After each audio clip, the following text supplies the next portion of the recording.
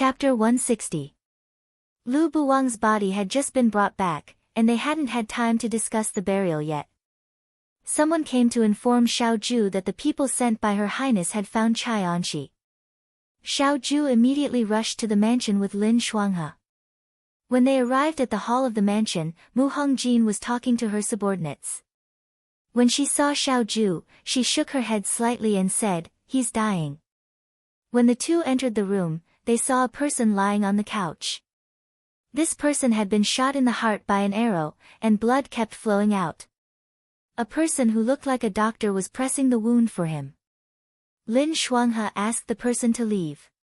He sat on the edge of the couch, felt his pulse, and shook his head at Xiao Ju. There's no hope. He was just a doctor after all. Fighting for his life with the King of Hell also depended on luck. It was impossible to save him with such injuries. Lin Shuanghe took out a medicine bottle from his bosom, poured out a pill from it, and fed it to Chai Anshi. Not long after, the person on the couch struggled to open his eyes. Lin Shuanghe got up. There's not much time. If you have any questions, ask them as soon as possible. He patted Xiao Ju's shoulder and went out. Chai Anshi raised his head in a daze. When he saw Xiao Ju's face, his dim eyes suddenly lit up. He gasped. Second young master. Xiao Ju stared at him indifferently. Second young master. Chai Anshi was a little excited, but as soon as he spoke, he spat out a big mouthful of blood. He asked, "Why are you here?" "I'm here to find you." Xiao Ju sat down on the chair in front of the couch and said calmly, "It's been 5 years. Now I should know what happened in the Battle of Mingshui." Chai Anshi was stunned and didn't speak for a long time. Xiao Ju actually often saw Chai Anshi when he was young. Chai Anshi was Xiao Zhongwu's assistant soldier. His martial arts skills were not the best, but his temperament was the most loyal and honest. He was like a black bear, and his build was similar to Shin Han's. When he was young, Chai Anshi would occasionally work for Xiao Zhongwu in the Fu. When he saw Xiao Ju, he would always smile and call him, "Second young master." However, the Chai Anshi lying on the bed right now was completely different from the Xiao Ju in his memory.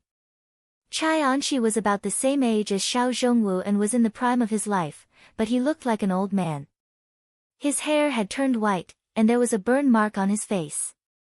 He didn't know if his body had shriveled or something, but he had become extremely small, like a child who hadn't grown up yet. The way he looked at Xiao Ju was no longer filled with love. Instead, it was filled with regret, guilt, pain, or something else. It was so complicated that it was frightening. He smiled bitterly and said, "Second young master, you already know, right?" Xiao Ju did not say anything. General was killed by someone, and that person included me. Xiao Ju suddenly looked up, his fingers clenched into fists under his sleeves. You also know, Chai Anshi spoke with difficulty. General was always unhappy that Prime Minister Su had too much power, but His Majesty always trusted Prime Minister Su. General reminded His Majesty to be wary of Prime Minister Su, and Prime Minister Su had long hated General. The current Crown Prince was tyrannical and cowardly. He and Prime Minister Su were jackals of the same tribe. They didn't like General for a long time, and the two of them were afraid of General's military power. They wanted to frame General, but General's life was clean and they couldn't find any loopholes. Crown Prince and Prime Minister Su worked together and secretly planned the Battle of Mingshui with the southern barbarians. During the Battle of Mingshui, there was a traitor in the southern Fu army. General was attacked from both sides, and died. Xiao Ju looked at him, mockery flashing through her limpid eyes. "Are you the traitor?"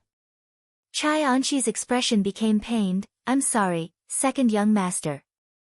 I'm sorry. They used my mother to threaten me. My mother was already 70 years old. I promised them and gave them a copy of General's deployment map. I wasn't the only one. At that time, there were other people in General's southern Fu army who betrayed him. They used my wife and children to threaten me. At that time, I was blinded and I agreed. Why did you go to Jiang later? Prime Minister Su, how could Prime Minister Su allow someone who knew the truth to live in this world? At that time, the few who betrayed him were later killed in the Battle of Mingshui. I was lucky enough to escape. I wanted to go back and take my mother with me, but when I got home, my mother had already died of illness. Prime Minister Su's people were looking for me everywhere. I once heard from General that Jiang City was easy to get out but hard to get in. It was the easiest place to hide, so I used some methods to conceal my identity and hid in Jiang. Second young master, all these years, I've always wanted to stand up and explain what happened back then. However, even though I was in Jiang, the news I heard was that Prime Minister Su's power was getting stronger and stronger. Even if I stood up and said something, the people at that time were all dead. Without evidence, no one would believe me. I wanted to go and find you, but as soon as I left Jiang City, news of me would spread. Prime Minister Su wouldn't let me live to see you. So I could only wait. I knew that if second young master was still alive, you would find me one day. Tears gradually seeped out from the corners of his eyes. You found me, that's great. Second young master, you've grown up. If General was still here, he would be very happy to see you like this. Looking at his tears, Xiao Ju's expression did not change in the slightest. She only asked, who killed you? I don't know. Chai Anshi said blankly, as early as 20 days ago, when I was in Suiwei Pavilion, someone wanted to kill me. They set a big fire at night, but I escaped. The wound on my face was left at that time. After that, I hid until Yuto came to Jiang. I heard about second young master's news and wanted to find you, but I was chased halfway. He was no longer the strong man under Xiao Zhongwu. After so many years, his age and skills could not be compared to back then. Because of that big fire, he was easily ambushed and killed because of his old injuries. He was still alive. If he could live to see Xiao Ju, he could see how the young man looked like when he grew up, and he could tell her the guilt and regret in his heart. I don't have anything to help you with, second young master. I'm just saying this for peace of mind. I owe the general, madam, first young master, second young master, and my brothers. I can't repay them all in this lifetime. He seemed to be crying and laughing at the same time. When I go to hell, I will personally kowtow to the general and apologize. His voice stopped abruptly. His eyes were still open, but there was no light in them anymore. He was dead. Xiao Ju sat quietly with her eyes lowered. After a while, she stood up and walked out of the room. Chai Anshi was dead. The last person who knew about the Battle of Mingshui was gone. He could not bring a dead person back to Shuajing as a witness, and Chai Anshi did not leave behind anything that could be used as evidence. Coming here was just to confirm some of the things that he had guessed from the beginning. Mu Hongjin and Lin Shuanghe were waiting for him outside. When they saw Xiao Ju come out, Mu Hongjin said, when Yuto came, the situation was complicated. I could not send people to find him. After the incident, someone found Chai Anshi's whereabouts. When my men found him, he was being chased. When he was rescued, he was already seriously injured. I asked the doctor in the city to stop the bleeding temporarily. Mu Hongjin looked at Xiao Ju's expression and frowned slightly. Is he dead? Xiao Ju, he's dead. She sighed and did not say anything. After searching for so long, they finally found him, but he was dead. It was such a pity that he was so close. Lin Shuanghe asked, Huaijin, what do you plan to do after this? Xiao Ju was silent for a while, then said, Chai Anshi is dead. The war in Jiang is over. We will leave for Liangzhou in a few days. Are you leaving? Mu Hongjin was a little reluctant. You didn't stay here for long. Why don't you wait for Xiao Lu to come back? Xiao Ju said, I have other things to do. Mu Hongjin did not ask him to stay. She smiled and said, no matter what, Jiang City was saved because of military governor Xiao. I will write a memorial to the emperor. His Majesty will definitely reward you. No need. Xiao Ju turned and walked away. He seemed to be uninterested in these things and was a little impatient. Lin Shuanghe scratched his head and explained, Huaijin is in a bad mood now. Your Highness, please don't lower yourself to his level. Mu Hongjin shook her head. Since he was the hero of Jiang City, she was grateful no matter what. Oh, right. Xiao Ju seemed to have thought of something and stopped walking. He did not turn around and said in a low voice, Your Highness, do you know that Mr. Lu is no longer here? Mu Hongjin's expression froze. In the Chui residence, Chu Xiao was boiling tea in a small stove. His expression was calm and his movements were patient. Ying Xiang handed him a handkerchief. He held the teapot by the handle and placed it on the table. Chai Anshi is probably not going to make it, Ying Xiang said softly. Chai Anshi can be considered a talent to be able to find a place like Jiang and only die after 5 years. Chu Xiao smiled. But fourth young master, Ying Xiang did not understand, why didn't you just kill him? Why did you deliberately keep him alive and let him see military governor Xiao and tell him the truth? Wouldn't that expose the prime minister? Even if he didn't say it, Xiao Huaijin would have already guessed who the mastermind was. Chu Xiao smiled carelessly, telling him the truth would only make him feel more at ease. Chai Anshi was defeated in front of him, so he would hate the prime minister even more. The greater the threat Xiao Huaijin poses to the prime minister, the more the prime minister will value me. After all, no one knows better than the prime minister about checks and balances. Besides, this is Jiang. Since there is no one around, what we do is our own business. He said calmly, whether we add fuel to the fire or reduce it, it's all up to us. Ying Xiang nodded, this servant understands. Then, fourth young master, now that Chai Anshi is dead and we have done what the prime minister asked us to do, are we going back to the Shuo capital? No, Chu Zhao said, there is one thing that I am very curious about, so I have decided to go to the Liangzhou Guard first. The Liangzhou Guard? Ying Xiang was surprised, that is military governor Zhao's territory. Chu Zhao and Xiao Ju had never been on good terms. In the Liangzhou Guard, Chu Zhao would definitely not be able to gain any advantage. So, it will be very interesting to snatch someone from Xiao Huaijin's territory. The tea leaves in the teacup floated up and down. As he looked at them, he slowly chuckled. The return time was set for 2 days later. After Lu Buwang was buried, He Yan, Xiao Ju, and the others set off to return to the Liangzhou Guard. Coming to Jiang this time, there were many happy things, but there were also many sad things. The most regretful thing was that they had to part forever after reuniting with an old friend. He Yan became unusually silent and slowly packed her luggage in the room. Actually, He Yan didn't have many clothes to begin with. Lin Shuanghe had paid for the women's clothes at the embroidery workshop in Jiang for her, so he couldn't bring them back. As a man, if she carried women's clothes with her, she would probably be looked at strangely by others. Therefore, He Yan kept all the clothes, jewelry, and shoes and gave them to Cui Yuezhi's 4 concubines. It was just that when she was packing, she looked at them and felt a little reluctant. It was probably because she had been a woman for too long, so she was really not used to being a man again. There was also a dough figurine under her pillow.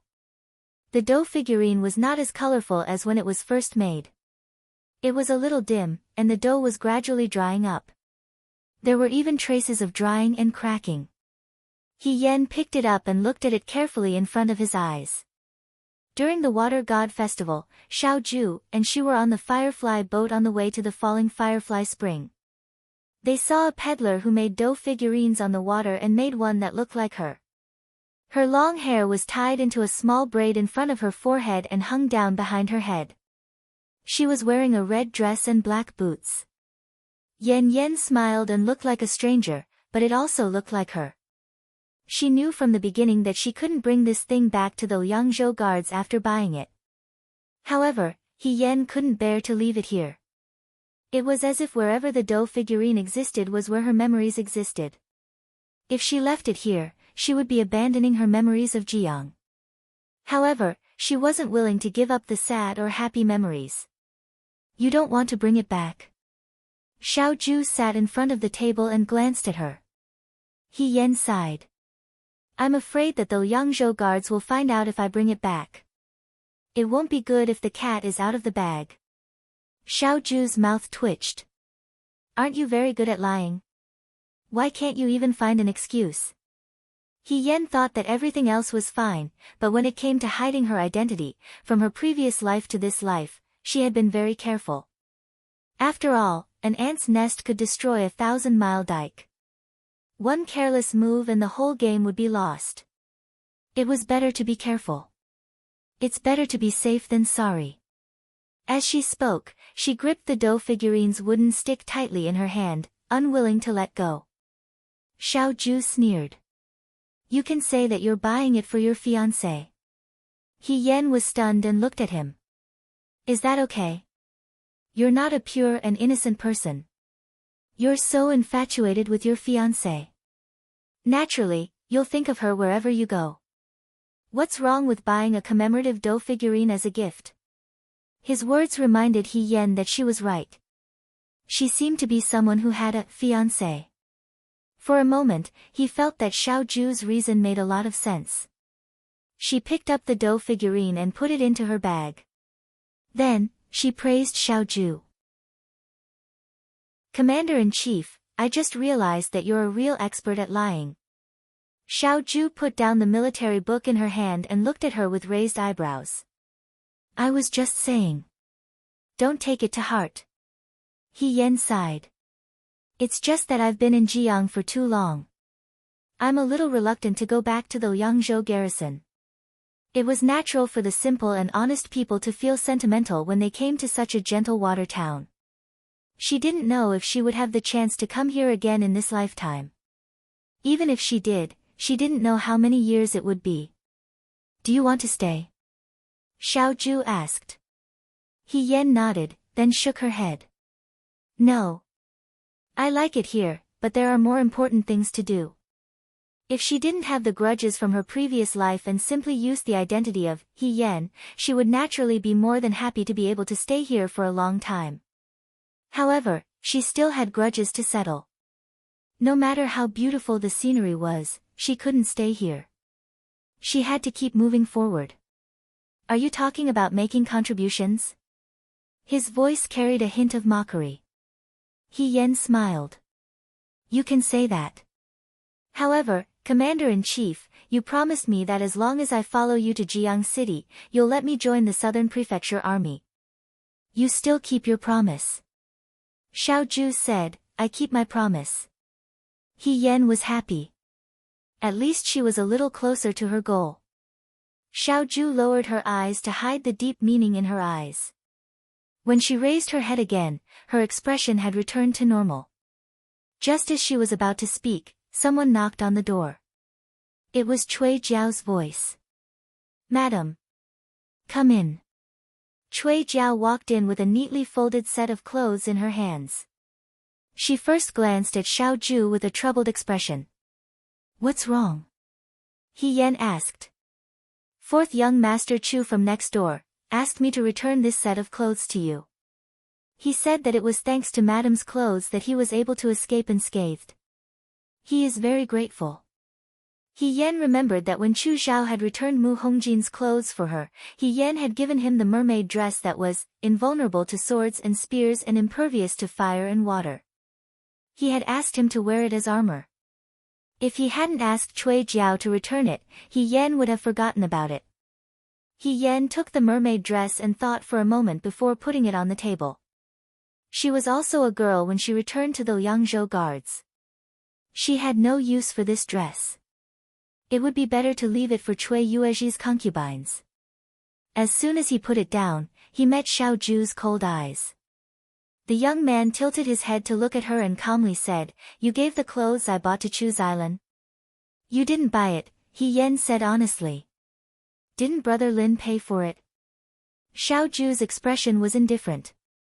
He Yen realized that this person was angry. Thinking about it, he and Chu Xilan were sworn enemies. Yet, she had given Chu Xilan something that he had chosen. Naturally, He would be unhappy. She thought for a moment and took the initiative to explain. At that time, I asked Cui Jiao to give me the clothes for Her Highness. Brother Chu was afraid that something would happen to Cui Jiao, a young girl, so he came to give it to her himself. I saw that he was a big man who didn't even have the strength to truss a chicken. If he met a Yudo by the side of the canal, he would be killed in 2 slashes. Didn't the shop assistant at the embroidery workshop say that this dress is invulnerable to swords and spears and impervious to fire and water? I have armor, so I gave this dress to him as armor. He Yan had forgotten that this dress was for women. If she gave it to Chu Xilan probably wouldn't wear it. Brother Chu? Xiao Ju slowly asked. He Yan took a step back. He knew that he had said something wrong again. Fourth young Master Chu. He sneered. I see that you and Chu Xilan are very close. No, we're not very close. He Yan said seriously. We just met by chance. We won't see each other again in the future. Let me remind you again. The young man's eyebrows were slightly impatient. His voice was cold. You can like anyone, but if you like Chu Xilan, you're courting death. Chapter 161. 2 days later, Lu Buwang was buried. According to the customs of Jiang, after a person passed away, they would be sent to the coffin on the wooden boat and buried in the water. The wooden boat was also called the boat that carried souls. Because Jiang was close to the water, the people of Jiang believed that the water goddess would use a boat to carry a person's soul to the other side. He Yan went to send Lu Buwang off for the last time. Lu Buwang lay in the wooden coffin with a very calm expression. It was unknown what he thought of before he died, but the corners of his mouth were also smiling. He Yan put a handful of flowers in her hand on the wooden boat. Her master-disciple relationship with Lu Buwang was actually very short. It was Lu Buwang who pulled her out of the pile of corpses and taught her how to use knives, arrows, bows and horses. He Yan's Chiman Duanjia was combined with the military books that He Yan had learned, which changed his life from then on. If Lu Buwang hadn't stretched out his hand to her back then, she would probably have died in the desert of Mo County. After being reborn and meeting Lu Buwang again, she originally thought that it was a gift from the heavens. However, this fate was like a flash in the pan and disappeared very quickly. He Yan hated herself for not talking more with Lu Buwang. Now, she had many regrets. She didn't have time to ask Lu Buwang what happened between him and Mu Hongjin back then, nor did she have time to ask him where he had been all these years. She also didn't have the chance to confide in Lu Buwang about her worries and uncertainties. In her life, she didn't seem to have a good relationship with her elders. Her fate with her parents and relatives was even fainter. Lu Buwang was both her master and father. Now, he had also left. There were always more regrets in the world than satisfactions. Your Highness. He Yan heard Cui Yuezhi behind her speak. She turned around and saw Mu Hongjin walking over. She didn't wear the red robe but a black one. Her long hair was braided and tied up, and she wore a golden crown on her head. She was still as beautiful and powerful as before, but there was a trace of confusion in her expression. It made her look like a child who had lost her way, and was the first to be vulnerable. He Yan stepped aside, and Mu Hongjin walked up to the front of the wooden boat. The burial objects of the man on the ship were only a sword and a zither, both of which would be left in the wooden coffin. When he left the mountain, he was just as handsome as he was, and when he left the mortal world, he was still untainted. Even though the white-clothed youth was old, he seemed to still be a youth. Mu Hongjin stared blankly. When Xiao Ju said that Lu Buwang wasn't here, she found it unbelievable at first, and then she found it ridiculous.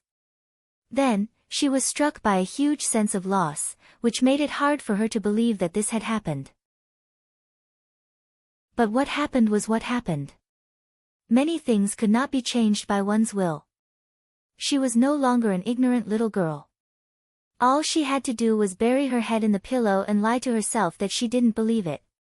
That was why she had come. Lu Buwang died in order to protect Jiang City. Before he died, he set up a formation on the riverbank in front of the mouth of the calabash. He fought against hundreds and thousands of people alone, but he didn't tell anyone. As usual, he refused to say anything. This was the only man she had ever loved in her life. Even though Lu Buwang had someone else in his heart and they had broken up for many years, a concern was still a concern. Mu Hongjin would still be sad if he died. Your Highness. He Yen thought for a while, walked forward, and spread out his palm. Do you recognize this? Mu Hongjin slowly turned her head and saw a silver bracelet lying in He Yen's hand. The bracelet was polished until it was smooth and warm, and a circle of tiny daisies could be faintly seen on the edge. In an instant, the images of the past filled her mind, and she seemed to hear the kind voice of an old woman falling into her ears. This is called a happy bracelet. Buy one and wear it on your sweetheart's hand. You won't be separated from her for the rest of your life. Young hero Lu, did you hear that? Quickly buy one for me. She's not my sweetheart. Mu Hongjin stared blankly at the bracelet in front of her, as if she was looking at a late gift. She only felt her throat tighten, and she asked in a hoarse voice, why do you have this? Before Master died, he had been holding this bracelet tightly in his hand. I think this should be very important to him. He Yen looked at Mu Hongjin. Is this the bracelet of your highness? Mu Hongjin took the bracelet from He Yan's hand and murmured, I don't know. How could she know? Those jokes from back then had long fallen into the depths of her memory, and she didn't even dare to recall them. She had already confronted Lu Buwang that he didn't like her, but now this bracelet clearly told her that she had once been in Lu Buwang's heart. How could she believe it? How could she believe it? A wave of powerless sorrow also surfaced in He Yan's heart. Lu Buwang had already left, and no one knew what happened back then, but she still wanted to defend Lu Buwang. Your Highness, I always feel that there may have been many misunderstandings between you and Master back then, He Yen said. It's just that he's no longer here. If your Highness recognizes this bracelet, Your Highness, please take care of it for me. If your Highness feels embarrassed, please put it back into the wooden coffin. But I think, He Yen said softly, if Master is still here, he will want you to keep it. A gift that he didn't give, a belated explanation, and a frank confession were probably the most regretful things in his life. But what was the use of regretting? When a person died, all the grievances related to him, whether he was willing or not, had disappeared. The story ended here. Mu Hongjin looked at the silver bracelet in her palm. After a while, she slowly clenched her palm and whispered, I see. He Yen saw that she was going to put away the bracelet, and he was slightly relieved. There was really not much she could do for Lu Buwang, and now, this was the only thing she could do.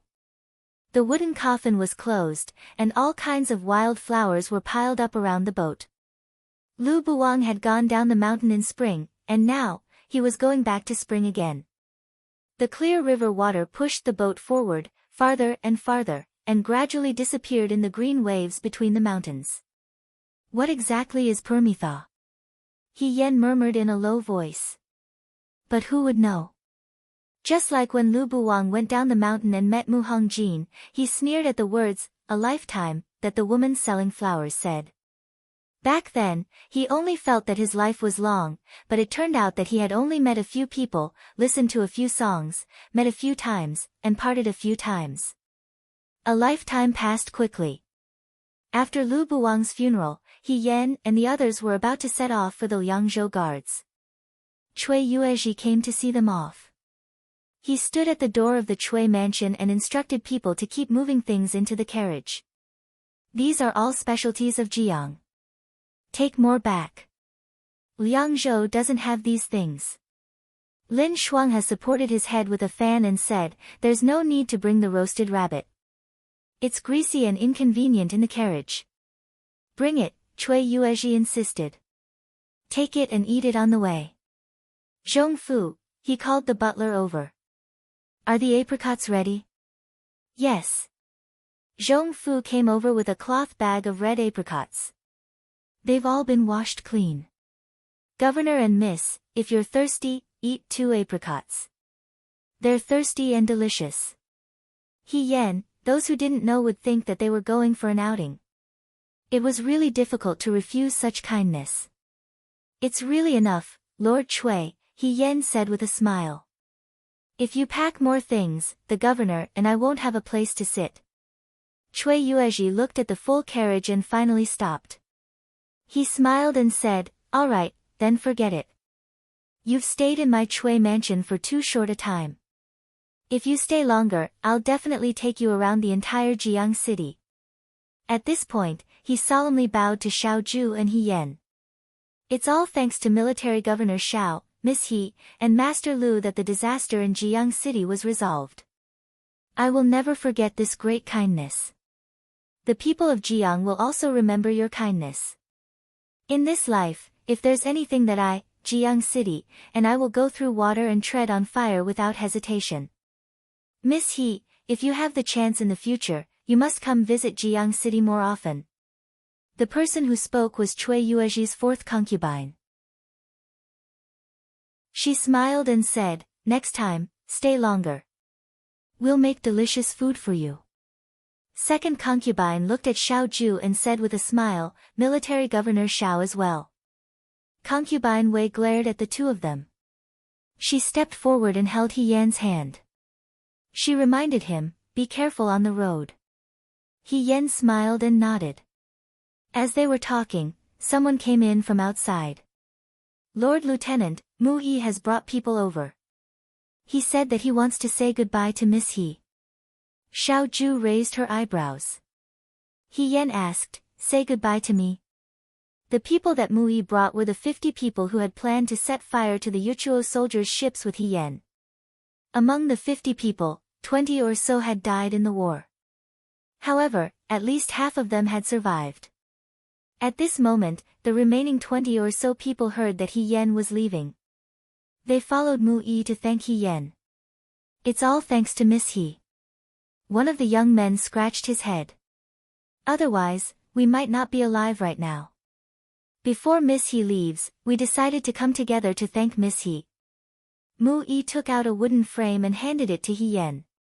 This is a gift from everyone to Miss He. He Yan took it and looked at it. It was a wooden drawing carved out of a whole piece of wood.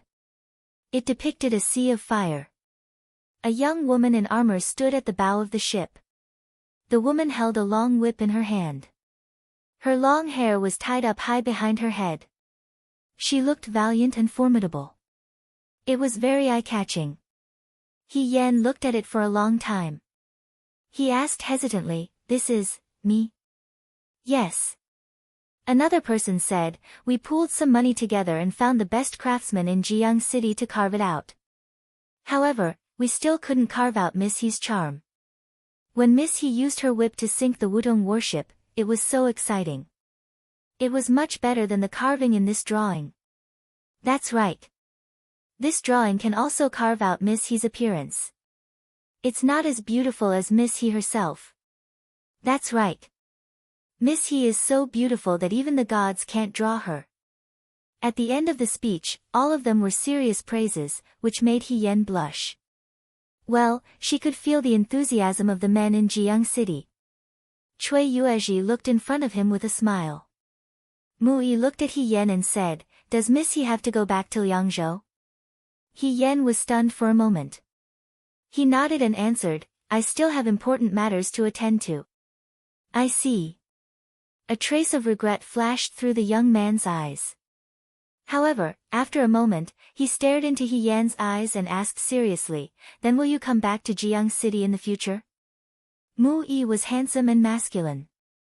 When his sincere and slightly shy gaze landed on someone, it was really irresistible. Even though He Yan was slow to realize it, when faced with such a gaze, she understood a little. She was a little embarrassed but also very touched. No one could remain indifferent when faced with sincere feelings. It was a very honorable thing to be liked and admired by others. I like Jiang City very much. She smiled and looked at Mu Yi. If there's a chance in the future, I'll definitely come back. Mu Yi was stunned. He scratched his head and smiled foolishly. Oh. Lin Shuanghe waved his fan and leaned close to Xiao Ju's ear. He said, I already said that my little sister He's appearance and temperament will definitely be liked. Look, so many people are eyeing her covetously. TSK, TSK, TSK. You have to keep an eye on my little sister He. Xiao Ju sneered, as if she was incredulous. What kind of taste is that? Of course it's good taste. Lin Shuanghe put away his fan. You have to know that gold will always shine. While the two were talking, another person walked out of the fu. This person was dressed in a sky blue robe. He was thin and gentle. It was Chu Zhao. Beside Chu Zhao, Ying Xiang was carrying a bundle in his hand. Fourth young master Chu. Cui Yuezhi was stunned. Cui Yuezhi had already learned about the relationship between Chu Zhao and Xiao Ju from Mu Hongjin. The two of them were not on good terms and had different standpoints. Mu Hongjin had arranged for them to be in the same place to keep them in check. Speaking of which, they were able to defeat Yudo this time because of the defense map and information that Chu Zhao had sent over. However, Cui Yuezhi was a martial arts practitioner. He already felt some sympathy for Xiao Ju. Later on, he had also fought alongside Xiao Ju. The scales in his heart had already tilted towards Xiao Ju.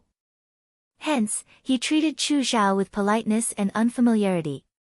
Fourth young master Chu, where are you going? Cui Yuezhi asked. I came to Jiang this time because of the Yudo incident. Since this matter is over, it's time to bid farewell to everyone. He smiled slightly. I didn't tell Master Cui before because I didn't want to trouble Master Cui. These few days, the battlefield near the canal has been cleaned up, so Master Cui must be busy. He makes it sound like he's very understanding and we're putting on airs. Lin Shuanghe leaned closer to Xiao Ju and whispered, he's too good with words. Cui Yuezhi smiled. Fourth young master Chu, you're too polite. You should have told me in advance. No matter how busy I am, I still have time to bid you farewell. Cui Yuezhi looked at Xiao Ju. Fourth young master Chu, if you depart today, won't you be able to travel together with military governor Xiao? This way, you won't be too lonely. When Xiao Ju heard this, her expression was cold. She didn't even pretend to be happy.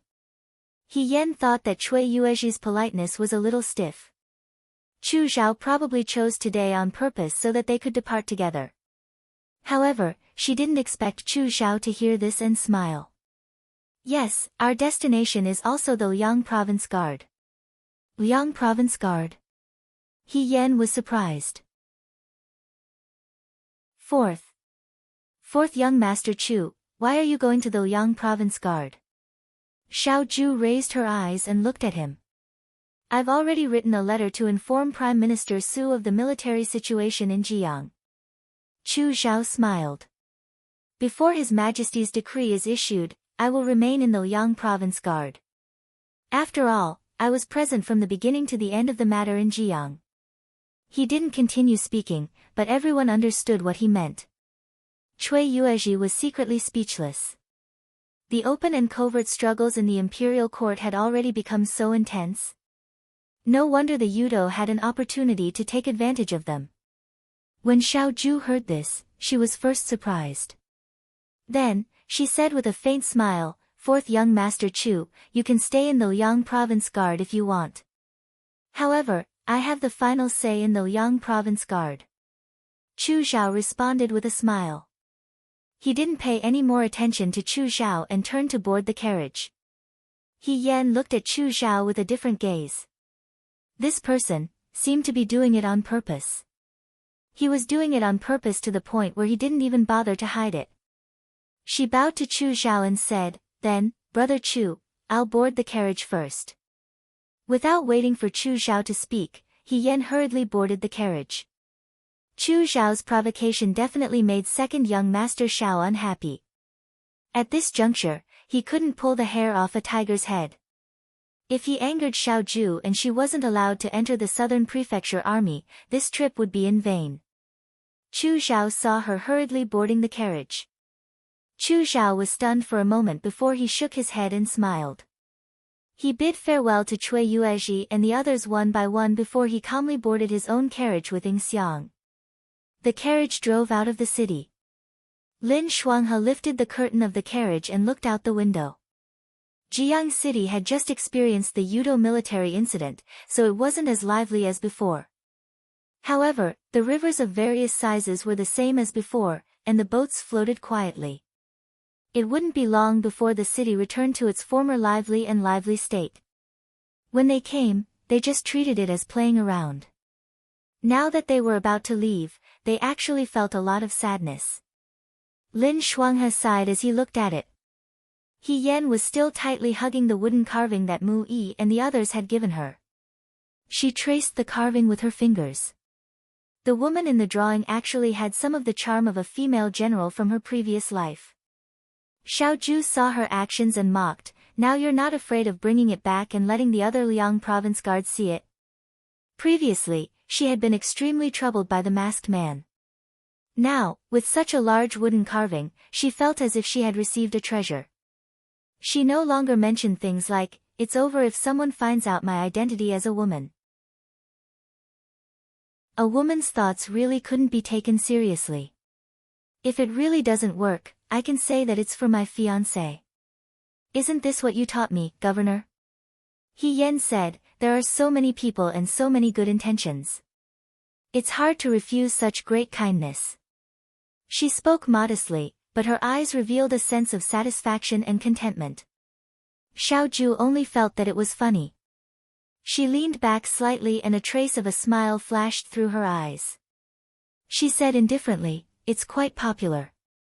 The horse carriage gradually disappeared into the distance. Mu Hongjin stood on the shore. Among the mountains, she could no longer see the boat of carrying souls. The former youth had returned to the mountains, lakes, and seas. She still had to continue sitting here, on the high seat in the cold palace hall. This was her responsibility. "The young highness is already on the way back," the maid beside her said softly, "Your highness, let's go back to the residence." Mu Hongjin nodded. She took one last look at the end of the long river and turned around. She wore a wide-sleeved robe, dignified and beautiful. There seemed to be a dot of silver light on her wrist that quickly disappeared. A wanderer came out of nowhere. He wore a bamboo hat and held a bamboo stick. He walked along the river bank and sang. His voice drifted with the wind and gradually faded into the distance. "The returnee still thinks of the imperial court. How can I comfort myself today? The bitter cold thinks of your thin clothes, riding a thin horse under the waning moon. I also know that there must be differences in life, but I'm afraid that time will drift away. The cold lantern opposite to the past, when will the night rain sound bleak?" The end of the 4th volume. Chapter 162. On the way back to Liangzhou from Jiang, they were not as energetic as when they first arrived. It was probably because they had just gone through a fierce battle, so everyone was a little tired. Lin Shuanghe also returned Shui Jiao and Heng Qiao's indenture contracts to them. He also left a sum of money for their parents to tell them not to sell their children in the future. Before leaving, he even mentioned Cui Yuezhi's name because he was afraid that their parents would secretly oppose him. The two girls were reluctant to leave.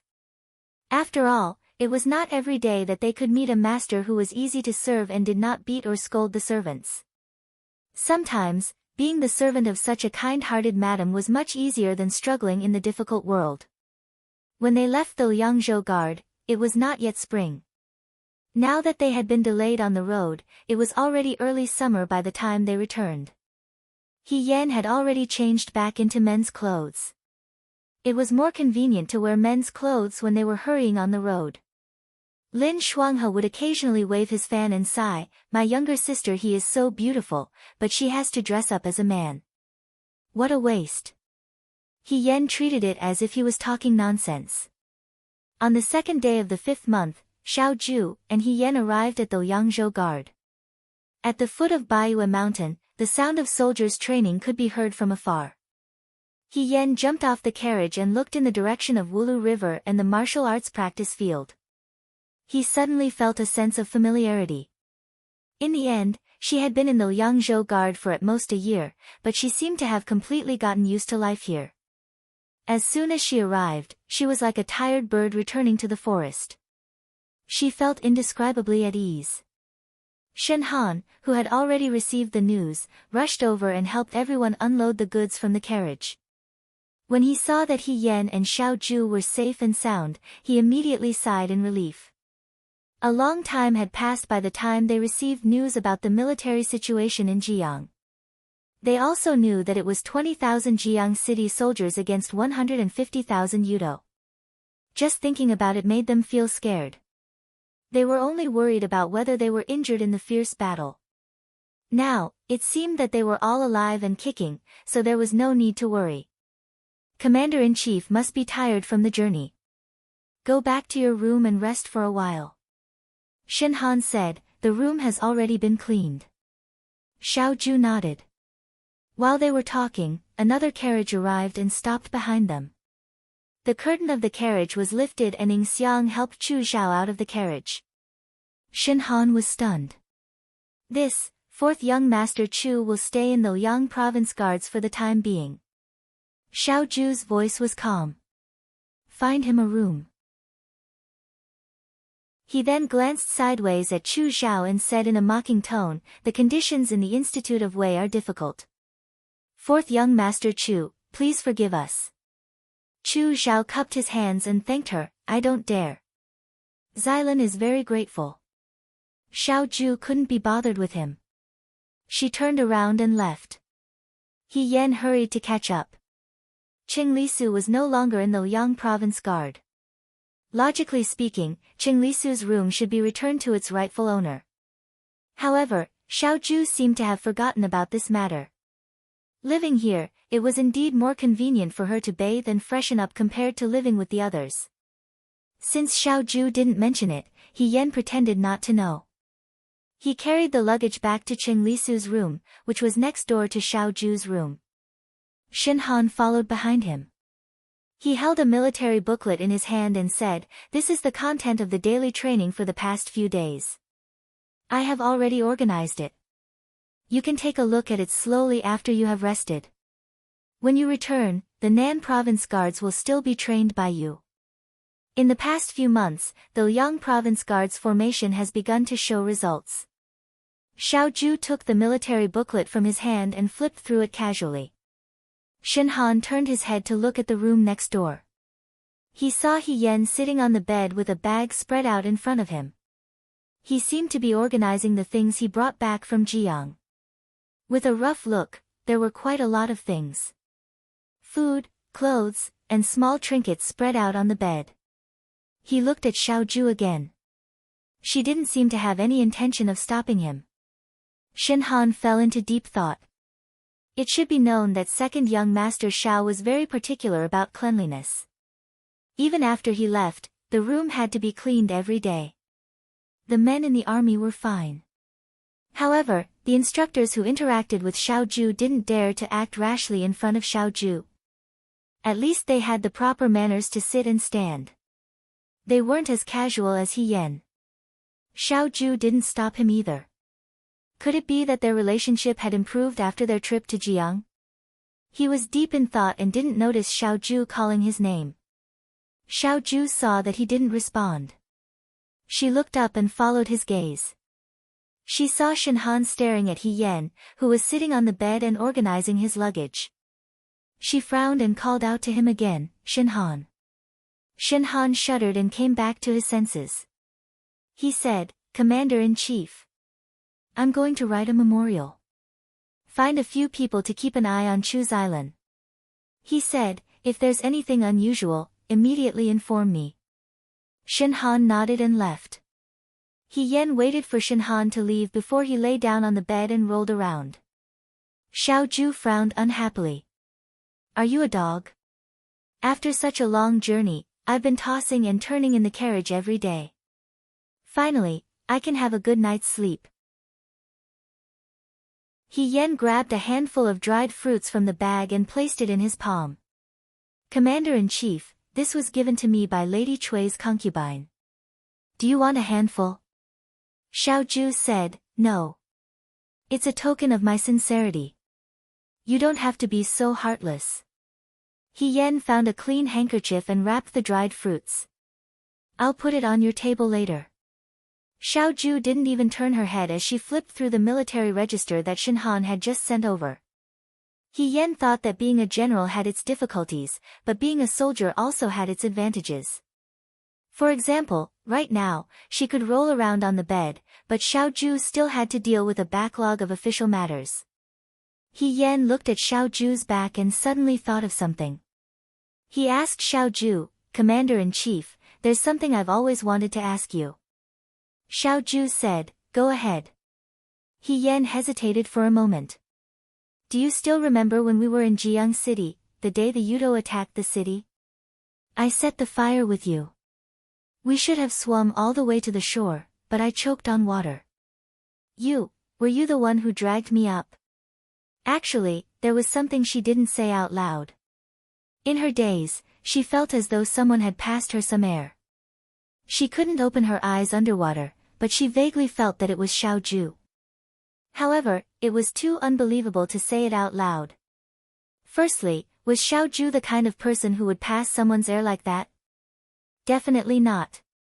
Secondly, she actually had such a dream. If she told others about it, they would laugh at her for thinking about such strange things in a life and death situation. Xiaoju's eyes flickered. She paused and said, yes. Although it was hard to say, He Yan still bravely asked, Commander-in-Chief, other than dragging me up the shore, did you do anything else? Xiaoju said, no. He Yan was stunned. No? He tilted his head and slowly curled the corners of his lips. He said with a half-smile, then what do you want me to do to you? He Yan didn't know how to respond. She laughed and said, no, I was just asking casually. She thought to herself that she really did have a wet dream. Fortunately, she didn't say it out loud. Otherwise, it would be too embarrassing. Xiaoju looked at the military book in front of her again. However, her eyes flickered slightly. She glanced at the girl who was sitting on the bed and arranging her luggage. After a while, she looked away uncomfortably. In the end, she didn't say anything else. After arranging her luggage in the room, He Yan looked at the sky. He guessed that the training in the martial arts arena was about to end. He Yan went out and walked towards the arena.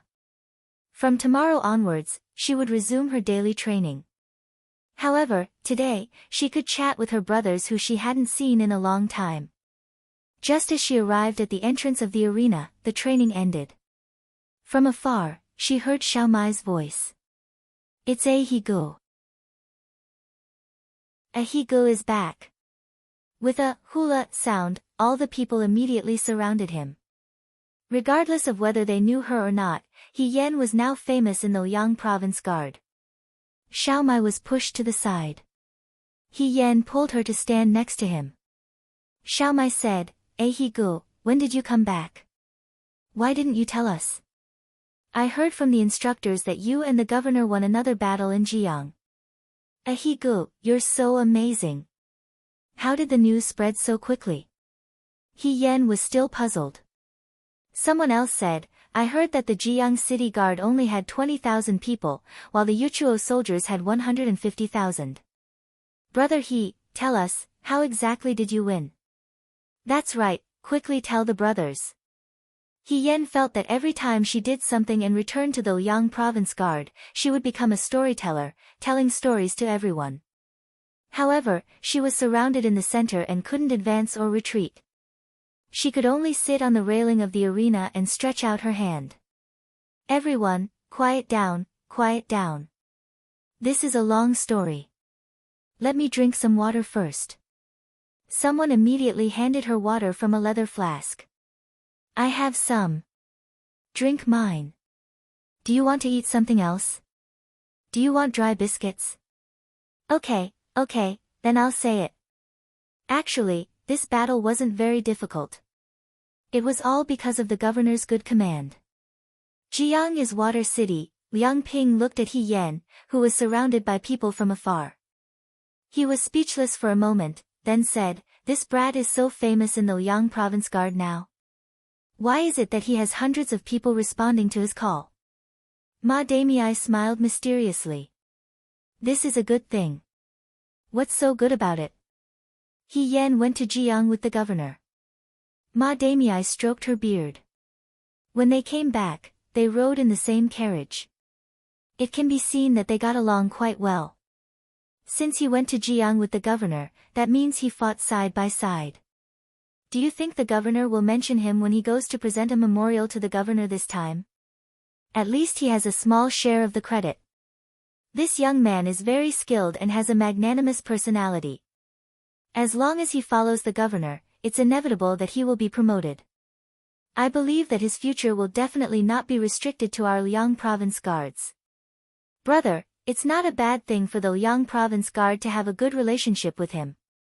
Ma Damii chuckled and patted his shoulder. You have to look at the long term. He's only in his teens. Liang Ping muttered, how can you make it sound so powerful? Ma Damii smiled but didn't say anything. On the other side, the people who were listening to He Yan's storytelling exclaimed in surprise. It's actually a fire attack. This is too dangerous. What if there's no wind? Won't we just sit there and wait for death? He Yan laughed. If there's no wind, then we'll have to fight to the end. However, war is complicated to begin with. There's no absolute way for the strong to defeat the weak. As long as the timing is right, it's not difficult for the few to defeat the many. Therefore, we can't be certain of victory or defeat in every battle. On the battlefield, there are thousands of changes in an instant. Until the last moment, victory or defeat is unknown. Everyone nodded as if they understood. After listening to the commotion, the crowd gradually dispersed. The remaining people were naturally Hong Shan and the others. Wang Ba crossed her arms and looked at He Yan. She couldn't stand him. You're in the limelight as soon as you come back. Even Peacock isn't as arrogant as you. Then I have to have the ability to be in the limelight. He Yan jumped down from the railing. Long time no see, my friends. Perhaps it was because they had stayed in the vanguard for a while, but the day training was much more difficult than in the ordinary barracks. Sure too, Jiang Jiao, Wang Ba, and Huang Xiong all looked darker and thinner than before. However, they were more energetic than before. Jiang Jiao asked, I didn't expect you to win such a battle in Jiang. You're really good. I didn't fight. He Yan declined humbly. The commander-in-chief commanded well. How is it? You've made a contribution this time. Can you be promoted? Huang Xiong had been very practical. I don't know if I'll be promoted or not, but the commander-in-chief has promised to let me join the Southern Prefecture Army. He Yan said, I'm already very satisfied with this. Really? Hong Shan was so excited that his tone changed. You've gotten what you wanted. Everyone congratulated him one after another. Only Shi Tu remained calm. He only asked He Yan, Brother He, why did Yudo suddenly attack Jiang? Did they come to Liangzhou before? He Yan's smile gradually faded, and his expression became serious. After a while, he said, De Wei might be going to war. Since Yudo had started it, they would not give up so easily. They had laid low for so many years just for this moment. For a moment, everyone fell silent. War, for the common people of the Great Way, for every single person, was not something worth being happy about. The room was dimly lit. The young man in front of the table was still reading the long scroll in his hand. Piles of military books were stacked together. There were so many things to do in the Liangzhou guards that it was impossible to finish them all. Someone knocked on the door softly. Xiao Ju did not even raise her head. She only said, Come in. Shen Muxue came in. She carried a basket of food in her hand and carefully walked in. She placed the food basket on a small table and said softly, Commander-in-Chief, you've been reading for a long time. Eat something. Xiao Zhu responded, but she did not intend to get up. Shen Muxue sighed softly. When Xiao Zhu came back, she was still staying up late in the medical center. The soldiers of the Liangzhou guards caught cold and heat easily during the changing seasons between spring and summer. Halfway through brewing medicine, she heard that Xiao Zhu had returned. She really wanted to go and see her, but she had to give up on the idea because she had not finished her work. In addition, they were returning to Liangzhou from Jiang, which was a long journey. She thought that Xiao Zhu needed more rest. However, she did not expect him to still be reading documents so late at night. However, Xiao Zhu had always been like this. When she first met him, he was still like this. He had never changed. There are local products from Jiang on the ground. Take some back. Xiao Zhu looked at the documents and said, there's no more space in the room. Shen Muxue nodded. She put down the food basket and went to tidy up the bundles on the ground. There were indeed a lot of bundles and wooden boxes. When she opened them, she saw that they were some fabrics, cakes, and dried fruits that were produced in Jiang. The Liangzhou guards did not have such things. Some of the food could be added to their daily meals, and the soldiers would be very happy. The box at the top looked very exquisite. It was a round wooden box with a layer of paint on it. When she looked carefully, she saw that it was carved with a scene from the Water God Festival in Jiang. When she opened it, she saw that it was filled with ointment. When she put it under her nose, she could smell a faint floral fragrance. This thing was not particularly expensive, but it was exquisite and cute. Most girls liked it. The ointment boxes made in Liangzhou were not as special as the ones made in Jiang. The ointment inside was used to wipe the hands. Soaking in water or making medicinal herbs all day long would cause the skin to occasionally crack. Although Shen Muxue loved her skin very much and had prepared a lot of ointment, she was still very happy to see this. She picked up the box and placed it in her palm. She looked at Xiao Zhu and was a little shy. She hesitated for a moment before she said softly, "Thank you, Commander-in-Chief. I really like this ointment." When Xiao Zhu heard this, she did not seem to understand what she was talking about. She turned her head and looked at the box in her hand. She paused for a moment before she said calmly, "This is not for you." Shen Muxue's face instantly turned red. She quickly put the box down and said in a fluster, "I'm sorry, Commander-in-Chief. I thought it was for me." Although Xiao Zhu did not say anything, she felt very embarrassed. It was as if she was overthinking things. "Take the other things, but don't touch the box." After Xiao Zhu said this, she did not look at her anymore. Shen Muxue bit her lip and quickly tidied up the other bundles on the ground. Then, she carried them out of the door. When she walked out of the door, her gaze lingered on the box on the table for a moment. The soldiers of the Liang province guards never cared about whether their skin was chapped or not. They also had to do a lot of training every day, so they would not go out of their way to find ointment that could moisturize their hands and feet. Even if they were very particular about it, they would not use such a beautiful box that was obviously meant for women. Xiao Zhu would not use it either. Furthermore, when he said, "This is not for you," he meant that he was giving it to someone else. Who was he giving it to? A cool breeze blew at night. After seeing the liveliness of Jiang City, she was still not used to the desolation of the Liang province guards. There were no rivers or boats that passed through the city. There was only the silent Baiyue mountain and the vast Wulu River, as well as the empty martial arts practice field at night. He Yen walked alone.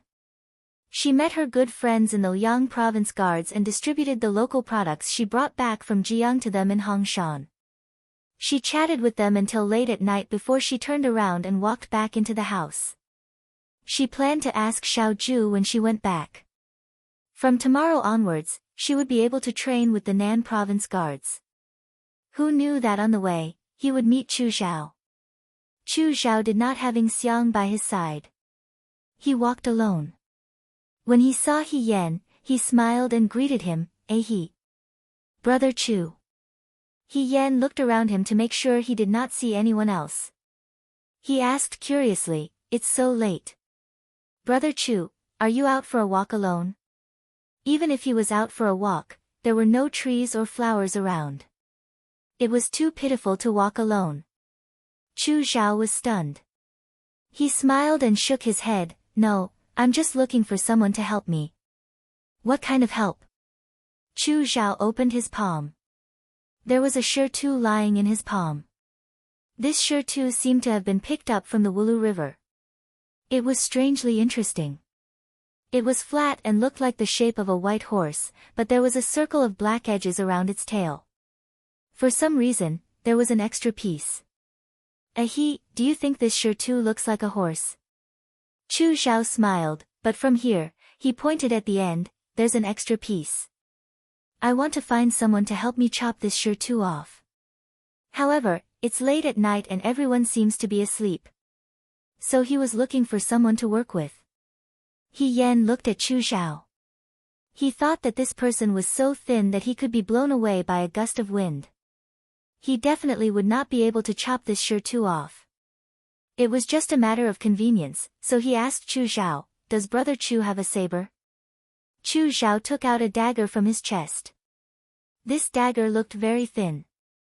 The handle was shaped like a bamboo leaf. He Yan picked it up and was speechless for a moment. Scholars were really fastidious. However, this dagger was made like this. It was more decorative than useful. It was more suitable for cutting fruits. If it was really used for self-defense, it would make people laugh their heads off. He Yan disdainfully weighed it in his hand. Then, he said, "Give me the shirtu." Chu Xiao handed the shirtu to him. He Yan put the shirtu on the ground. He pressed down on the horse's head with one hand and chopped down with the knife with the other. With a crisp sound, the extra piece of the horse's tail was cut off. At the same time, the tip of the dagger was also missing a piece. He Yan, he has good skills. Chu Xiao did not care about this point. He said happily, "I'll polish it a bit more. It will look very complete." He Yan could not understand Chu Xiao's behavior at all. Craftsmen did this kind of work for no other reason than to make a living. Chu Xiao seemed to really like it. He heard that there were princes, dukes, and ministers who loved to farm in their manors. He probably felt the same way. However, He Yan would never do something like carving a piece of shirtu in the middle of the night instead of sleeping. After all, he was a rough person who did not have any refined interests. Chu Xiao put the dagger back. He held the piece of shirtu in his hand and looked at He Yan with a smile. "Speaking of which, I always trouble you to do this kind of thing for me, but I can't do anything for you. I'm really ashamed. It's just a small matter. Brother Chu, you don't have to take it to heart. Throwing stone dumbbells is also a physical activity. It didn't take much effort to help you chop a piece of shirtu." He Yan shrugged. "Other than that, I haven't helped you much." Chu Xiao lowered his head and smiled. "Didn't he also give me his clothes when we were in Jiang?" At this point, he seemed to blush and said in a low voice, "Although I didn't use them. But, thank you very much." He Yan said, "That's what I should do." After all, she was busy with other things when such a weak person was in front of her. It was normal for her to help him. If it was someone else other than Chu Xiao, she would have done the same. "Brother Chu, what do you plan to do in the future?" He Yan asked, "Do you plan to continue living in the Liang province guard?" Chu Xiao's identity was strange to begin with. It did not seem to be beneficial for him to continue living in the Liang province guard. He Yan could not understand this either. He looked at Xiao Ju coldly and did not seem to have any intention of interfering. "No." Chu Xiao shook his head. "When the matter in Jiang is settled, I will return to the capital." "Hasn't the matter in Jiang been settled? What is Brother Chu referring to?" Chu Xiao looked at He Yan. In the night, he smiled slightly. His smile was as gentle as before, but there was a deeper meaning behind it. He will understand in the future. Chapter 163. After helping Chu Zhao chop sure too, He Yan went back to her room. She didn't close the door when she left, so it was wide open. She could see Xiao Ju's room. Xiao Ju was sitting in front of the table. He wasn't reading the military pamphlet anymore. Under the light, his eyes were closed, and he was rubbing his forehead. He Yan thought to herself, poor thing. He hasn't even rested since he came back. She walked to Xiao Ju's side and bent down to look at Xiao Ju. The dim light fell on his face, making his handsome face look even more hazy. His eyelashes were thick and long, like tiny fans. She couldn't help but want to reach out and touch them. Just as her fingertips were about to touch his eyelashes, someone said, "What are you doing?" He Yan suddenly withdrew her hand. He had already opened his eyes, and his cold gaze swept past her face. Nothing. He Yan stood up straight as if nothing had happened. There's a bug on your face. I helped you get rid of it. Xiao Ju couldn't be bothered with her. It's already so late, He Yan said, Commander-in-Chief, you should sleep. You've been reading the military pamphlet for half a day. Aren't you going to rest? Xiao Ju rubbed her wrists. She looked a little tired. When they were in Jiang, they lived in the same room. There wasn't even a central door to shelter them. But at that time, they didn't have much to do except for the last few days. Every day, they just turned off the lights and went to bed early. Once they returned to Jiang, there were many things to do. I'll sleep after I finish reading, he said. Am I going to train with the Nanfu army tomorrow? He Yan asked, do I need to tell Liang Jiao? Xiao Ju, no, I've already told Liang Ping. He Yan nodded. You don't seem to be worried.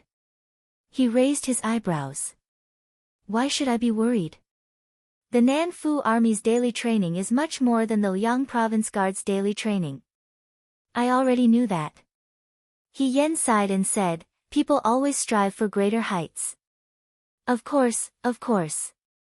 She was not worried about things like training. It was nothing more than suffering.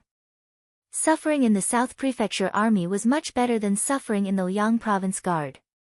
At least he had a better future. As she spoke, she caught a glimpse of a food basket on the small table beside her. The small table was previously filled with Cui Yueji's local produce, but it should have been cleaned up by someone at this moment. The food basket was particularly conspicuous. He Yan asked, Commander-in-Chief, have you not eaten? What is it? You can't not eat. He Yan helped him open the food basket. The food inside was extremely sumptuous, with meat, vegetables, and snacks. He Yan let out a ha sound and sighed in admiration. Are the dishes of the Liang Province Guard this good now?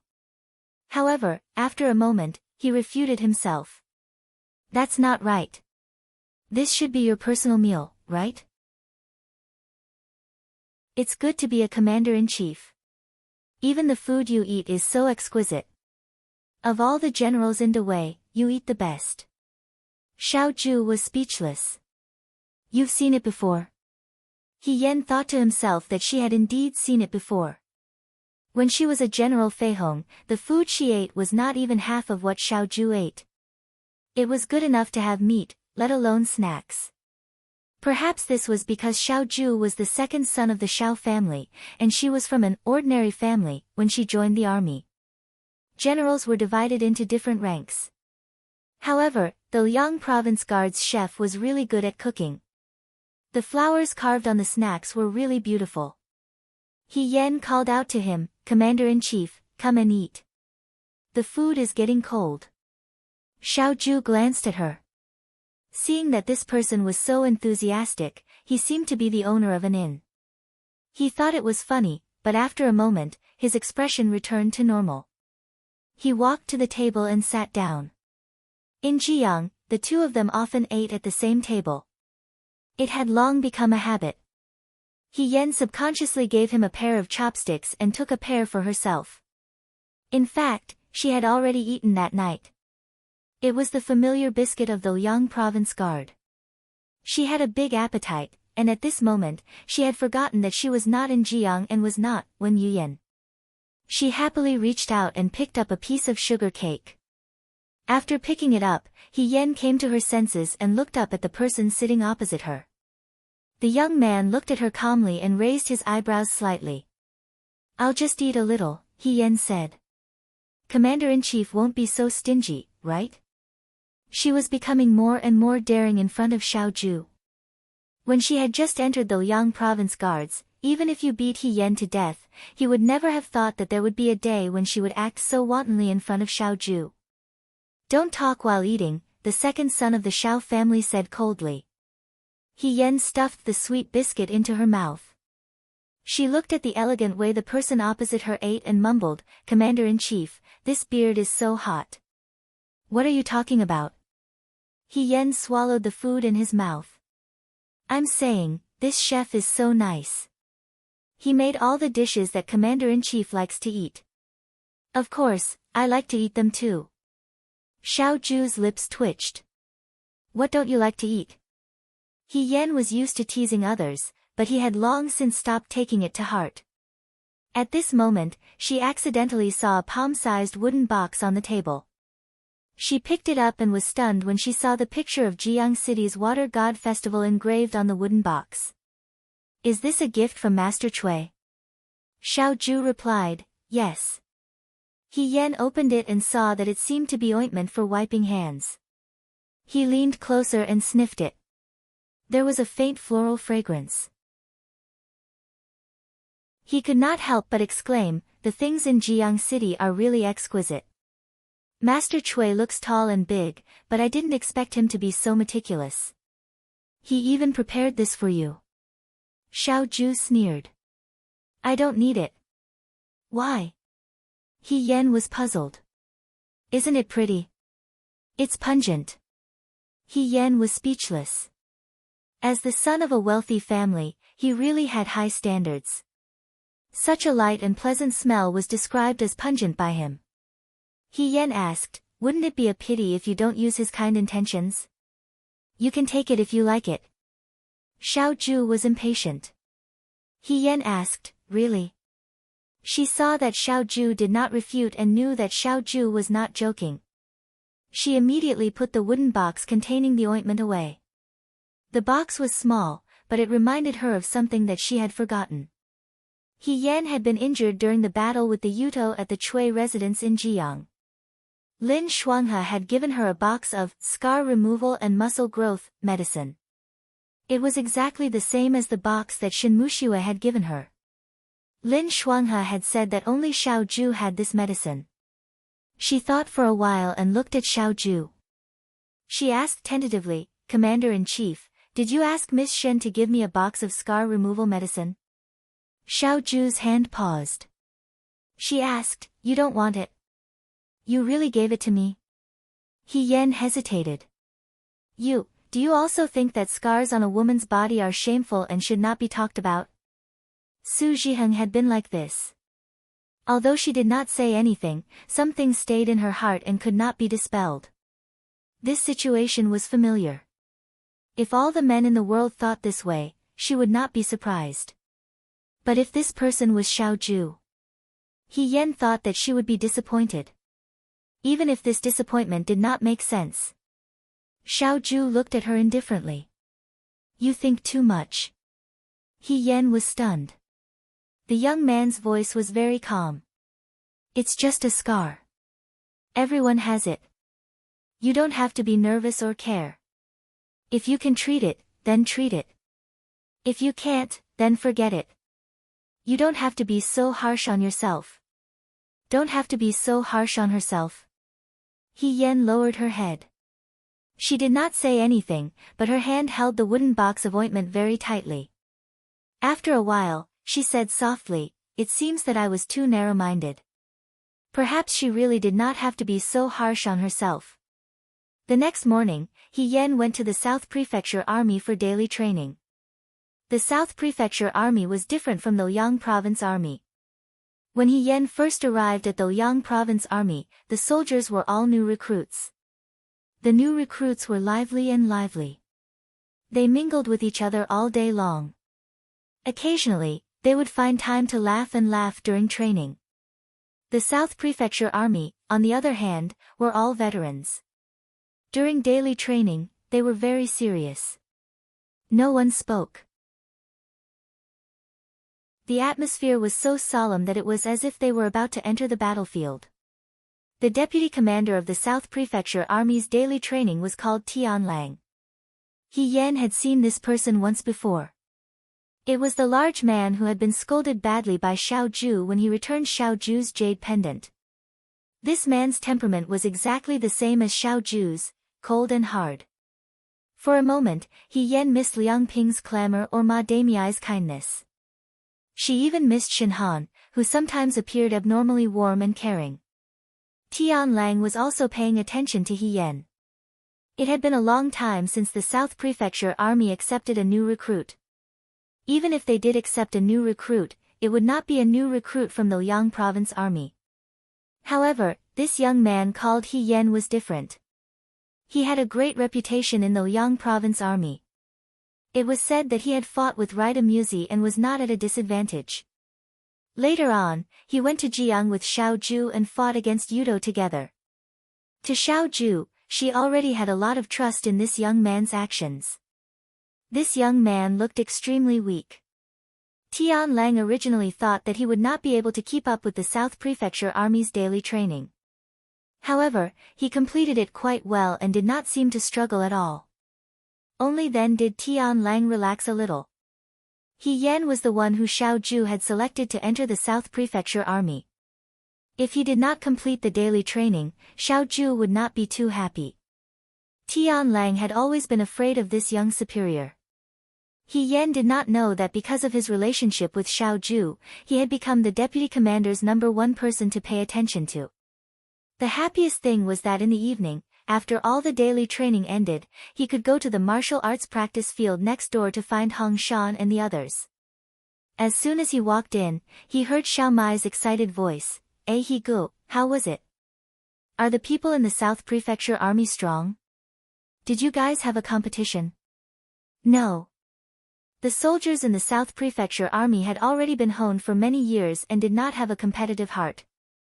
Perhaps in their eyes, He Yan was just one of the thousands of ordinary soldiers, not worth their attention. Why don't you show them your skills? It's a good thing that you have a firm foothold in the South Prefecture Army. Hong Shan laughed and joked. You've been taught a lesson. Wang Ba snorted, there will always be someone better than you. The people in the South Prefecture Army are not the Liang Province Army, a bunch of trash. He Yan looked at him with a smile, Brother Wang, you're scolding all of us, including yourself. Is that okay? I'm already a member of the Vanguard Battalion. He said arrogantly, I don't belong to the Liang Province Army. Jiang Jiao was speechless, that's still the Vanguard Battalion of the Liang Province Army. As he spoke, He Yan jumped onto the railing next to the martial arts practice field. She liked to sit on it and swing her legs like a swing. However, as soon as she jumped onto it, something rolled out from her bosom. It landed next to Shirtu's feet. Shirtu bent down and picked up the thing on the ground. Xiaomai asked, what's this? Can it be eaten? It looks like a hand ointment. Huang Xiong asked, I've seen my little sister use it before. What's the picture on it? It's a picture of the Water God Festival in Jiang City, He Yan said, that's all. What's wrong with you? Wang Ba looked away in disgust. Hand ointment? Isn't that stuff for women? You're a man, how can you use this stuff? Isn't it disgusting? He Yan, why can't men use hand ointment? I'm being particular. You bandits obviously don't understand these things. What right do you have to look down on us bandits? Wang Ba was furious. We bandits are also divided into different ranks. Seeing that they were about to quarrel again, Jiang Jiao hurriedly stepped forward to persuade them, all right, stop quarreling. However, Brother He, we practice martial arts every day. If you use this, it won't be of much use, right? He was afraid that she would just moisten her hands a little today and cut them open tomorrow. The speed at which she moistened her hands was not as fast as the speed at which she cut them open. After all, who didn't have scars on their hands during their daily training at the martial arts practice field? Thinking about how she applied ointment that emitted a faint fragrance on her hands a moment ago and then threw a huge stone lock up and down in the next, the onlookers probably thought that she was crazy. He Yen vaguely said, "It's just a token of appreciation from the people of Jiang. Don't waste it." As he spoke, he reached out to take the box of ointment from Shirtu. His hand was halfway out when a gentle female voice rang out, "What's this?" Everyone turned to look and saw that it was Shinmushue. In the darkness of the night, she held a lantern in one hand and a basket full of medicinal herbs in the other. Her white clothes were elegant and beautiful, and she looked like a fairy who had descended to the mortal world. Her gaze fell on the box in Shirtu's hand. She hesitated. "This is hand ointment?" "That's right," Hong Shan said. "Can I take a look at it?" Naturally, no one refused the beautiful female doctor's request. Shinmushue took the box in front of her eyes. When she saw the pattern of the water god drawn on the box, her eyes flashed. After a moment, she raised her head and looked at everyone. "Whose hand ointment is this?" "Mine," He Yen said. Shinmushue looked at her. At this time, the night was about to end, and the martial arts practice field was only illuminated by dim torches. The young man sat on the railing with a lazy smile on his face. His handsome facial features were covered with a layer of gentle color, especially his pair of eyes. They were bright and moving. If they were on a woman's face, it would be unimaginably captivating. Shinmushue was shocked by this ridiculous thought of his. He Yen reached out to take the box. Shinmushue took a step back and didn't return it to him. He only asked softly, Was this given to you by the commander-in-chief?" She had seen it before. He Yen nodded, "Yes." Shinmushue's body stiffened. He Yen saw that her expression was a little strange. He thought for a moment and then asked, "Miss Shen, do you like this box? If you like it, I can give it to you." In fact, Jiang Jiao's words made sense. It was a waste of God's gift for her to use this hand ointment. Her hands were full of calluses and scars from knives and rods. If her hands were tender, he was afraid that she wouldn't even be able to pull a bow. It would have been better if he hadn't said this. As soon as he said this, Shinmushue suddenly raised her head. Her usually gentle eyes were unexpectedly filled with anger. She stuffed the box into He Yan's hands and said coldly, "No need." Then she turned around and left with the basket.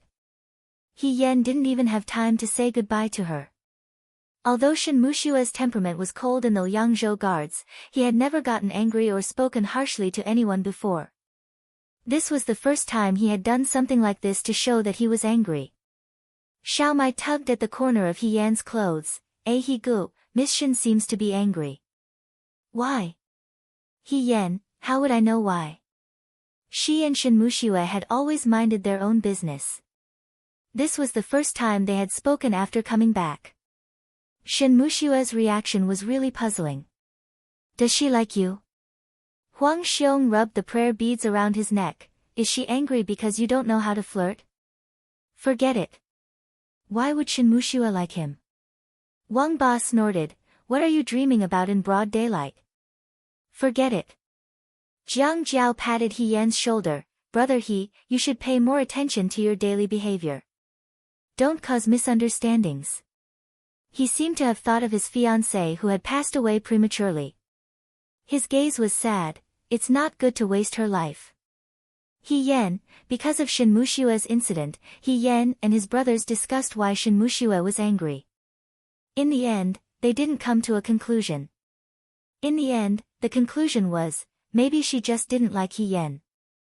There was no other reason. Every once in a while, a woman would dislike someone for a few days. After finishing dinner with his friends, the sky was completely dark. He Yan walked back to his room. Halfway there, he saw Chu Zhao again.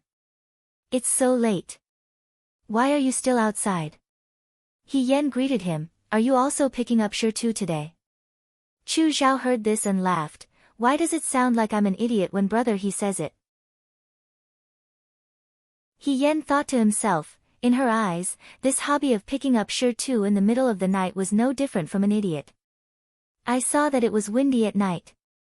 It might rain tomorrow, so I just brought back the books that I left outside to dry." Chu Zhao smiled and pointed at the books in his hands.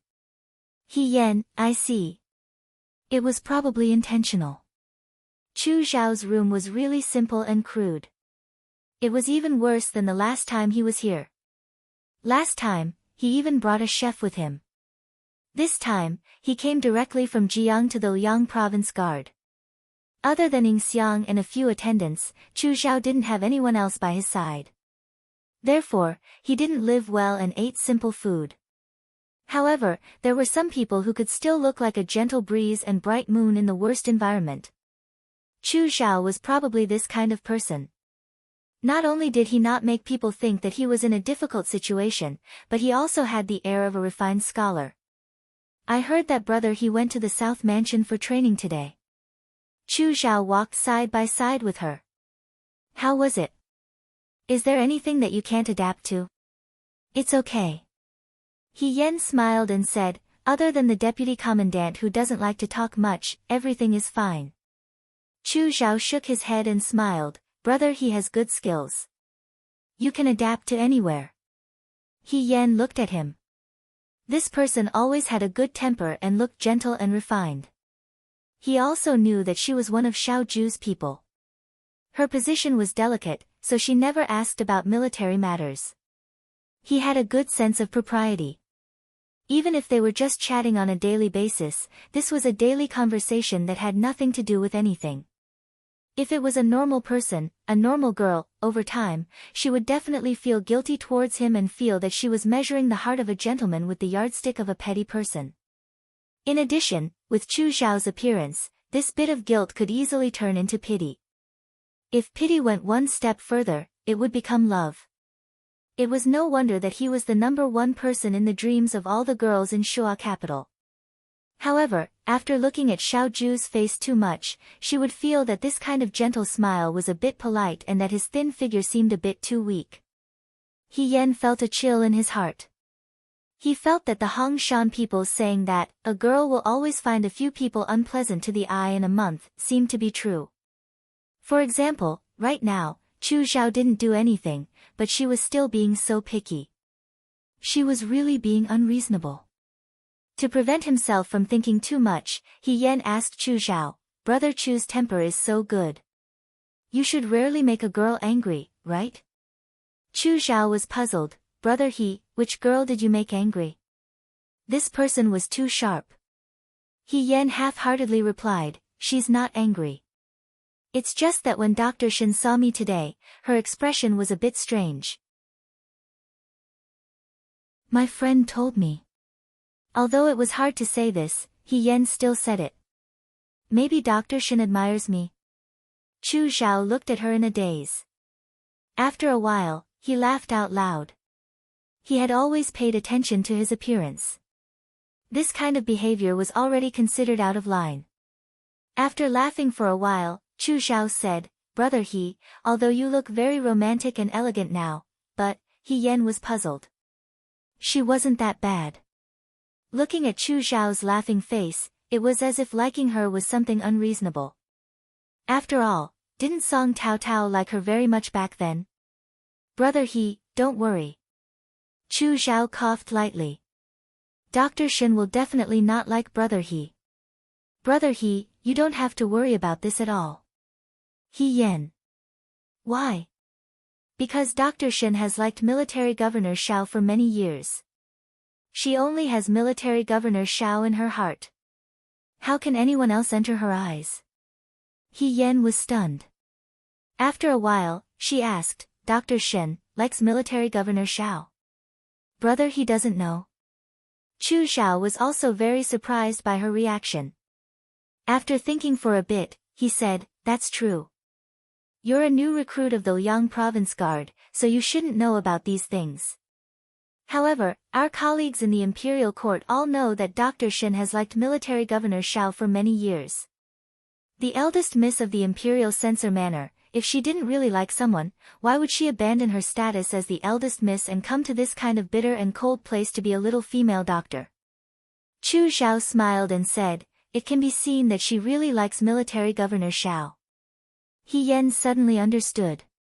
In that instant, she suddenly remembered why she felt such a familiar feeling when she saw Shen Muxue for the first time. In reality, it wasn't the first time she saw Shen Muxue. She had seen her once when she was young.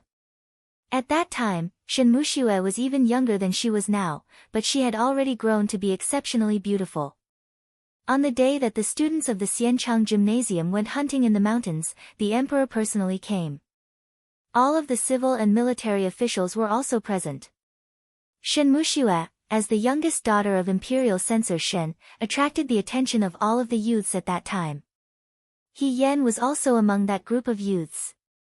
When he saw the elegant young girl wearing a rabbit fur cloak and holding a stove in her hands, who was as beautiful as a fairy from the ninth heaven, his heart was filled with envy.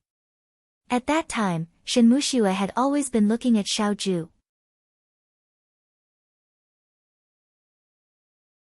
Chapter 164. He Yen still remembered that at that time on the hunting grounds, they were all teenagers. When they suddenly saw such a beautiful young girl, they were naturally attracted to her. It seemed to be Lin Shuanghe. He even said, "Such a beautiful girl. If I say that she is worthy of being the #1 beauty in Shua City, no one would object, right?" No objection, no objection. I didn't think that with Imperial Censor Shen's bad temper, his daughter would be so beautiful. Imperial Censor Shen was an upright and sharp person. He dared to speak frankly in front of Emperor Wen Xian. Normally, he was very strict. If anyone in the court made a slight mistake, he would report it. However, when the previous emperor was alive, he had praised Imperial Censor Shen for his Dewey character. The current Empress Dowager also liked him very much. His position was stable and could not be shaken. His colleagues in the court could only stay away from him. The more his colleagues isolated Imperial Censor Shen, the more Emperor Wen Xian felt that Imperial Censor Shen was pitiful and upright. He was a clear stream among the officials, so he was especially tolerant of him. With such a bad temper as Shi Tu as a father, his daughter was born with a completely different beauty. If an old man was not easy to get close to, his temper would be strange and harsh. If an elegant girl was not easy to get close to, it would be cold and otherworldly. He Yen still remembered that although Shen Muxue was a girl and was not very old at the time, when the hunting ended and the Xiao Ju came out to receive the emperor's reward, the cloak fell to the ground. Originally, it should have been picked up by one of his servants, but that fairy-like eldest young Miss Shen walked forward herself, held the cloak, and handed it to Xiao Ju on the horse. The group of teenagers was shocked. Someone said sourly, "It's over, it's over. We were talking excitedly here, but this girl took a fancy to Brother Huijin. Why does this girl like Brother Huijin so much? At least leave us some face." Lin Shuanghe waved his fan and sighed, "Naturally, it's because this eldest Miss Shen is also someone who looks at faces." He Yen also followed the crowd's gaze and saw that the young man on the horse was unruly and dissolute, while the lady below the horse was reserved and elegant. Just based on their appearance alone, they could be called an immortal couple. They were very compatible. She silently lowered her head and looked at her empty hands that had not caught a single prey. She sighed silently in her heart. Outstanding people should be together with outstanding people. The only thing she could do was to stand far away and watch others in high spirits. "Brother He?" Chu Zhao's voice pulled He Yen back from his thoughts. He Yen regained his senses and asked, "But Miss Shen came all the way to Liangzhou. Will Censor Shen agree?" Imperial Censor Shen only had one son and one daughter. Compared to his strictness towards his eldest son, he was much more doting towards his youngest daughter. Shen Muxue looked well-behaved and well-mannered.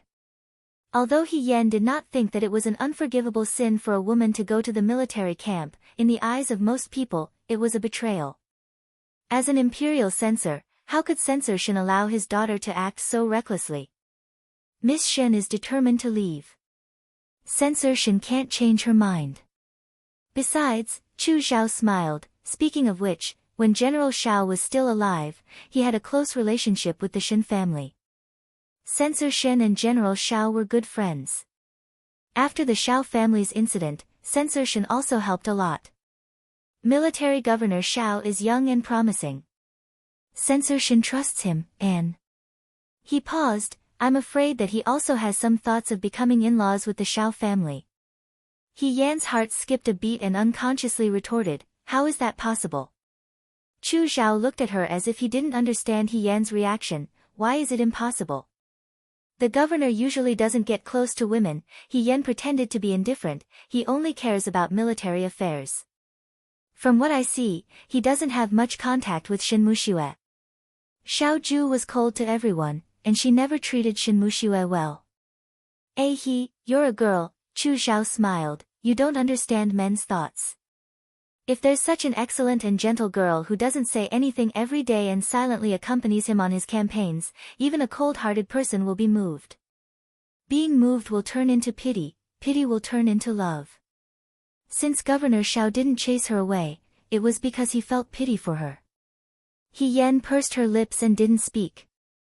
She only felt that Chu Xiao's words were not pleasant to hear. If it were you, would you also change from pity to love? He Yan asked. Chu Xiao froze for a moment, then shook his head and said, no. Then why wouldn't you? Chu Xiao looked at her, a trace of a smile in his eyes, I don't like gentle girls. I like girls who are lively and lively. He Yan glanced at him and didn't speak. It was hard to imagine that such a gentle and quiet person like Chu Xiao would actually like lively and lively girls. The room was right in front of them. Chu Xiao smiled, I'll leave you here. Rest early tonight, you still have day training tomorrow. He Yan nodded, thanked him, and entered the room. The door was closed today. He didn't know if Xiao Ju was asleep or not. If it were any other day, He Yan would probably knock on the door and pick the lock to say a few words. However, today, she wasn't in the mood. After washing up, she lay on the bed and thought about what Chu Xiao said just now. She couldn't help but feel a little upset. Xiao Ju and Shen Muxue.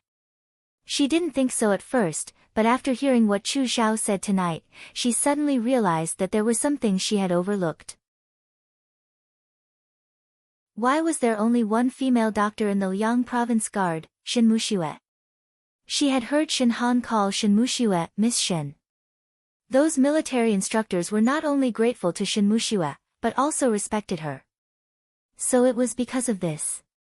Imperial Censor Shen's daughter, General Zhao's son. Their family backgrounds were similar, their appearances were similar, and even their fathers were good friends. He Yan turned over and faced the wall. He thought bitterly that they really were a good match. The next day, it was day training again. With the experience of the first day, he was much more familiar on the second day. The day training in the Nan Fu army didn't have a two-person unit. Since there were no battles, it was peaceful. In addition, the Nan Fu army mostly trained in troop formations. He Yan was already familiar with troop formations. He could keep up with the changes in troop formations and never be a burden. This made Tian Lang feel a little surprised. How is it? Shen Han looked at He Yan in the troop formation and asked Tian Lang, is this kid okay? Although He Yan was now a member of the Nan Fu army, he was still a member of the Liang Province Guard. Shen Han was very concerned about him. Moreover, this kid had a close relationship with Xiao Ju. Shen Han thought that he should always pay attention to He Yan. Tian Lang said, his aptitude isn't bad. Shen Han was amused. When He Yan had just arrived at the Liang Province Guard, Xiao Ju had personally judged him to be lacking in aptitude. At that time, none of the military instructors thought highly of He Yan. They thought that He Yan would be forced to be a vanguard soldier sooner or later. They didn't expect that He Yan would go the furthest now. As expected, no one could say for sure what happened on the battlefield. The other military instructors also came over. Currently, the recruits of the Liang Province Guard were resting. The Nan Fu army didn't have much time to rest, so they came over to see how He Yan was adapting. He didn't embarrass the Liang Province Guard. Liang Ping was very proud. He even pretended to be modest as he said, "Deputy Chief Tian, please teach this kid more in the future. Don't worry about our reputation. Teach him a lesson when you need to." Tian Lang was speechless. Ma Damei smiled and said, "Deputy Chief Tian, this young man learns very quickly. It's not that the Liang Province Guard is boasting. If you teach him more, he'll definitely surprise you often in the future." Tian Lang was speechless. To him, He Yan was just a recruit with decent aptitude who happened to be trusted by Xiaoju. However, in terms of skill, there were too many outstanding people in the Nan Fu army. There was no need to mention the 9 Flags Battalion.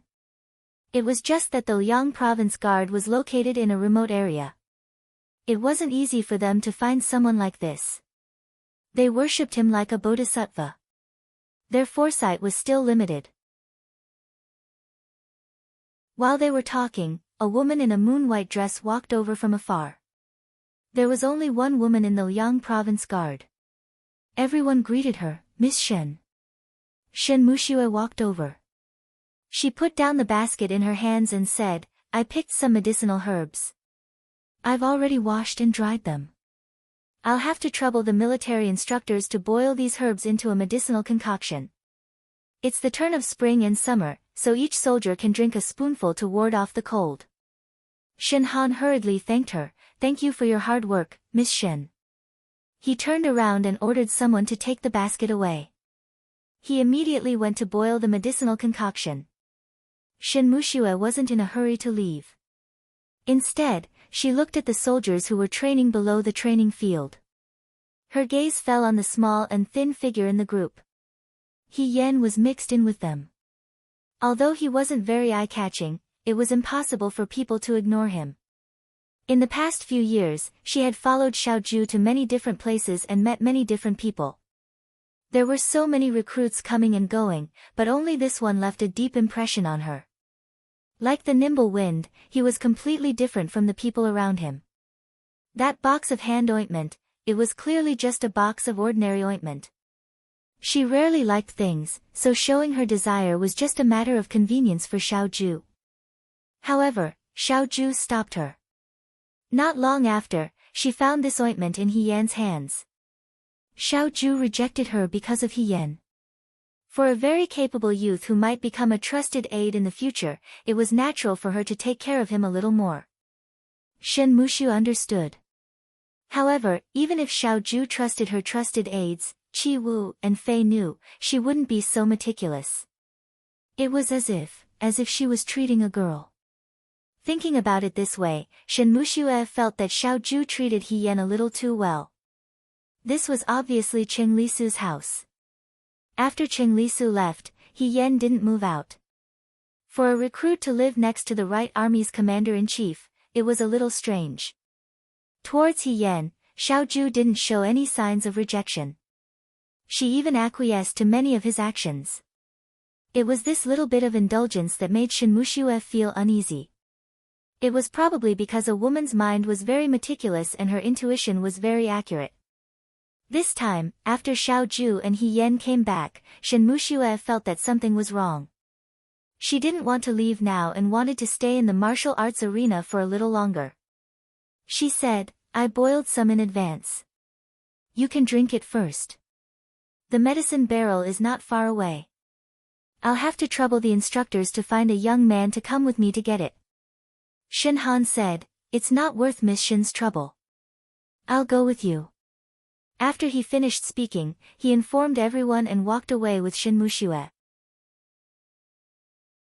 Looking at Shen Muxue's departing figure, Liang Ping sighed, "Miss Shen is so kind and beautiful. How can there be such a perfect woman in the world? If I can marry her, even if I die, it'll be worth it." "I think you're dreaming." On the other side, an instructor heard this and mocked him, "Miss Shen is someone an ordinary person like you can dream of. You have to know that there are so many talented young men in the imperial court who don't even look at them. Why would she look at a small instructor like you? Instructor, what's wrong? Liang Ping was unconvinced. Since Miss Shen is willing to put down her status and come to a place like Liangzhou, she doesn't look down on us rough people and even boiled medicine for us to drink. It's obvious that she doesn't mind the poor and loves the rich. She's a noble and kind person. This kind of person only looks at people's character. He muttered in a low voice, my character is very good. What if Ma Damii couldn't listen anymore, she didn't put down her status for you. That's right, old Shen. She did it for Military Governor Xiao. What do you have to compare yourself with Military Governor Xiao? Are you as handsome as Military Governor Xiao? Are you as good as Military Governor Xiao in martial arts? Or do you have a family background, talent, elegance, and strategy? You're not as good as her in every aspect, yet you still dare to boast shamelessly here. If I, Miss Shen, heard your impudent words, I would have already asked my servants to beat you to death with a stick to save you from ruining her reputation. Liang Ping. Are you still my brothers? As he spoke, he heard a piercing voice, Instructor. Everyone looked over and saw that the Nanfu soldiers were resting. He Yan immediately saw the instructors standing on the stage and came over to greet them. Perhaps it was because he wasn't considered a member of the Liang province guards anymore and his superior had become Tian Lang, so He Yan treated his former instructors more like friends. She flipped onto the stage and walked to the center of the crowd. She greeted them one by one, then asked with a smile, what were you guys talking about just now? It's so lively. We were talking about a toad among us, fantasizing about eating swan meat. One of the instructors giggled as he replied. He Yan asked curiously, what do you mean by that? We were talking about Dr. Shen, Ma Damii explained with a smile, we were saying that Dr. Shen's status is noble, her character is noble, and everyone loves her. He Yan was startled. Then, someone who didn't know the difference between life and death came closer and said mysteriously to He Yan, Brother He, do you know what Dr. Shen's background is? If this was before last night, He Yan would have been surprised. However, after learning about Shen Mushue's identity from Chu Zhao, he didn't find it strange anymore. That person wasn't someone who could keep secrets. Before He Yan could speak, he said, Dr. Shen is the current young miss of the Imperial Censor's residence. If it wasn't for Military Governor Xiao, why would someone of such noble status travel thousands of miles? If I had such a beautiful person to treat me like this, I would definitely only treat her well in my entire life. He Yan wondered if she had been fighting with the name Shen Mushue recently. One by one, why did they all line up to stab her in the heart? What you're saying isn't reliable, Liang Ping refused to admit defeat and stubbornly insisted, if Military Governor Xiao really likes Miss Shen, why hasn't he said anything until now? I'm a man, I know best. If a man likes a woman, it's impossible for him to hide it. If he can hide it, he won't like her that much. The world is so big, why would Miss Shen hang herself on one tree?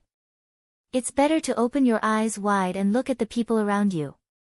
Who knows, maybe fate is right next to you. Liang Ping, you're really sick, and seriously sick. I think Dr. Shen should give you some medicine to look at your eyes. What's wrong with your brain? How can you say such shameless things? Everyone was making a ruckus.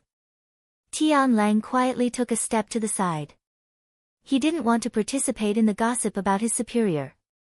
If he was caught, he wouldn't be able to bear the consequences. He Yan also wanted to slip away. He didn't want to listen to these heart-wrenching words, but the crowd refused to let her go.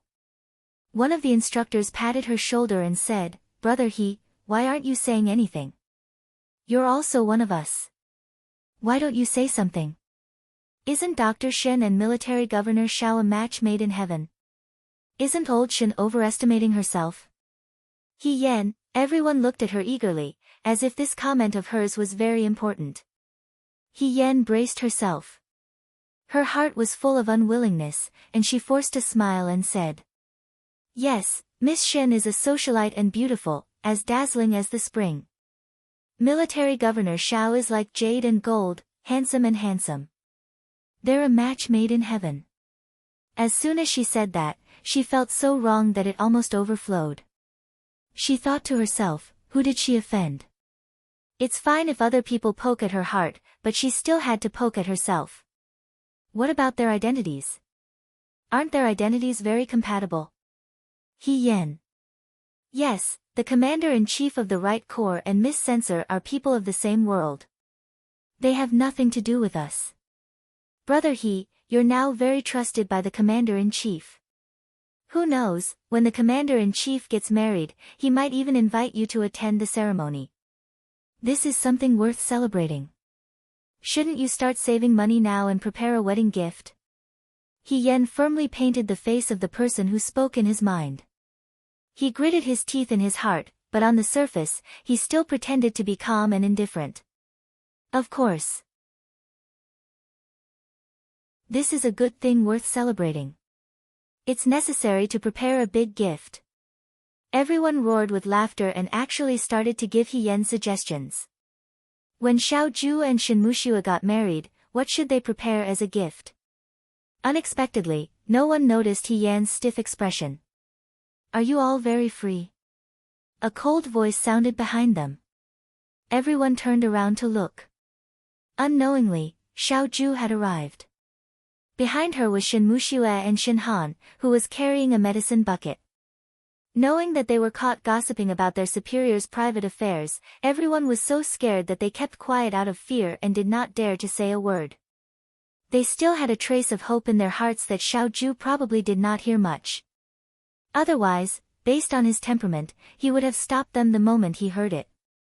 Now that he said it, it was possible that he had just arrived. Xiaoju walked forward. His dark blue brocade robe accentuated his jade-like complexion, his appearance as handsome as the moon. However, his voice was also cold. Although his words were directed at the crowd, his eyes were fixed on He Yen, his gaze as sharp and deep as a blade. You all have the time to gossip here. I see that you all are doing very well in your daily training. The instructors immediately turned into quails. No one dared to speak. Tian Lang's heart was greatly comforted. Fortunately, he was discerning and did not associate himself with this group of motley crew. See, didn't he get caught? Immediately, he stood even straighter proudly, showing that he was different from the others. Shinhan was also complaining incessantly in his heart. If he had known earlier, he would have asked Liang Ping and Shinmuxue to go get the medicine bucket together. When he and Shinmuxue came back, they saw Xiaoju walking towards the martial arts arena. The three of them came together. When they arrived, they saw everyone asking He Yen if Xiaoju and Shinmuxue were compatible. The person who asked this question was definitely harboring evil intentions. How could they ask He Yen to answer this kind of question? Wasn't this stabbing a knife into his heart?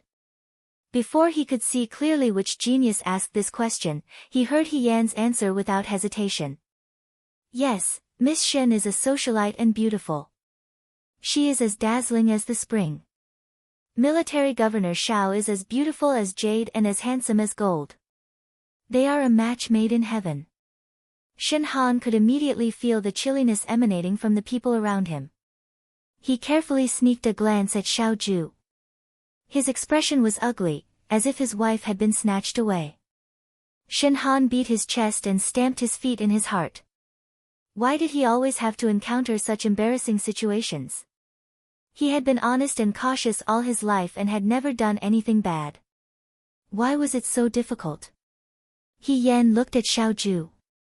The young military governor was looking at him expressionlessly. A trace of mockery appeared at the corner of his mouth. As a recruit, you are hanging out with the instructor. Since you are so energetic, it seems like your daily training is not enough. He turned to Tian Lang and said indifferently, He Yen's daily training can be doubled. Tian Lang. Yes. Xiaoju raised his eyebrows and said coldly, why aren't you going? He Yen looked at him and said, yes. He turned and jumped off the stage and walked towards the group. She could feel that Xiaoju was dissatisfied with her. But, shouldn't she be the one who was angrier? He Yan joined the group and picked up his spear again. His gaze fell on the figure on the stage. Shin Mushue stood beside him. The jade-like beauty was a match made in heaven. He Yan lowered his head. The instructors present were all punished one by one and left dejectedly. Before they left, they were warned that if anyone dared to speak nonsense in the Liang Province Guard, they would pack up their bags and go back home. Tian Lang had already used the excuse of having to drill the troop formation to slip away. Only Shin Han and Shin Mushue, who wished they could become decorations, were left on the training field. Shin Mushue stood behind Xiao Ju and looked at his tall and straight back.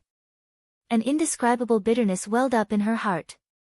Just now, she and Shin Han had walked here and heard that someone had brought her and Xiao Ju together to talk. Other than feeling embarrassed and angry, she was actually happy. She liked hearing these things. She liked hearing her name and Xiao Ju's name being tied together. It was as if this could prove her relationship with Xiao Ju. It also hinted that she was a special person to Xiao Ju. So when she heard He Yan say this, Shin Mushue was very happy. But when she raised her head and saw Xiao Ju's cold gaze, she was stunned. She didn't dare to say that she completely understood Xiao Ju, but she still understood this man's emotions. He didn't like to hear people say this. It was completely different from how happy he was. Xiao Ju was even a little angry. Why would someone be angry when they heard this? There was only one reason. The person who heard it didn't like him at all. Xiao Ju didn't like him. Shin Mushue's expression darkened. In his sadness, there was also some doubt. If he didn't like it, he could ignore it. But this kind of anger was still a little unexpected. Xiao Ju was a person who didn't show his emotions. He didn't care about many things. He cared a lot. Why?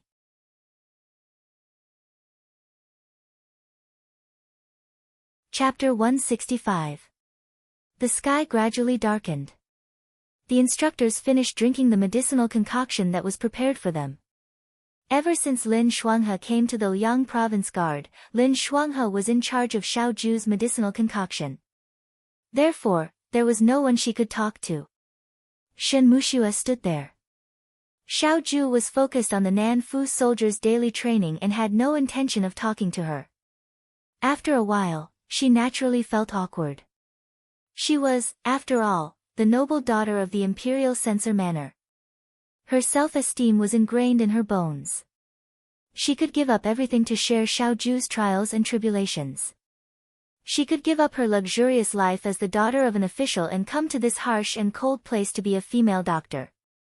However, she couldn't be like those girls from ordinary families, or even the servants, who could express their feelings to Xiao Ju in a frank and direct manner.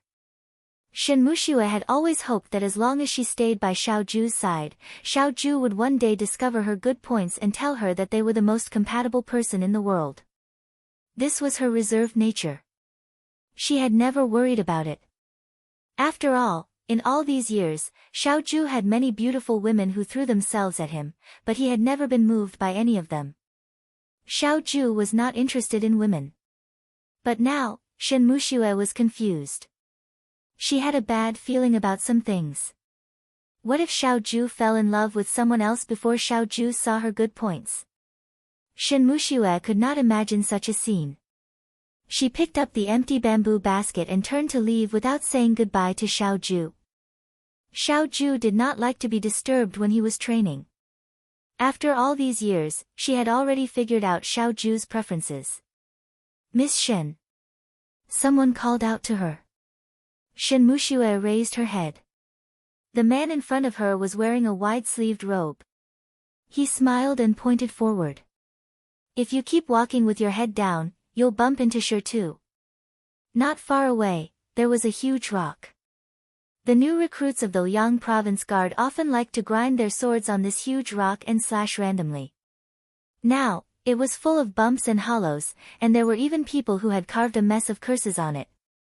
She was so distracted earlier that she didn't even notice such a large piece of Shi Tu. If it weren't for Chu Zhao's reminder, she would have bumped into it. Shen Muxue stopped and bowed to Chu Zhao. Fourth young master Chu. She knew that Xiao Ju and Chu Zhao had different standpoints. After all, Chu Zhao was Prime Minister Su's favorite student. It was just that Chu Zhao was born with good looks and a gentle temperament, so it was very difficult for ordinary women to have any ill feelings towards him. Shen Muxue was the same. When they met on a daily basis, he never lost his manners. Miss Shen seems to have something on her mind. Chu Zhao smiled.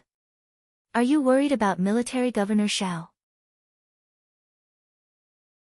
Shen Muxue was startled. She instantly panicked, as if someone had seen through her thoughts. However, she quickly calmed down and quietly said, "It's nothing. I'm just thinking about the medicinal theory in the medical book I read today." Fourth young master Chu is overthinking it. Chu Zhao nodded and was about to continue walking forward. The instant they passed each other, Shen Muxue's heart stirred. She suddenly asked, "Fourth young master Chu seems to be on good terms with a new recruit of the Liang province guard named He Yan?"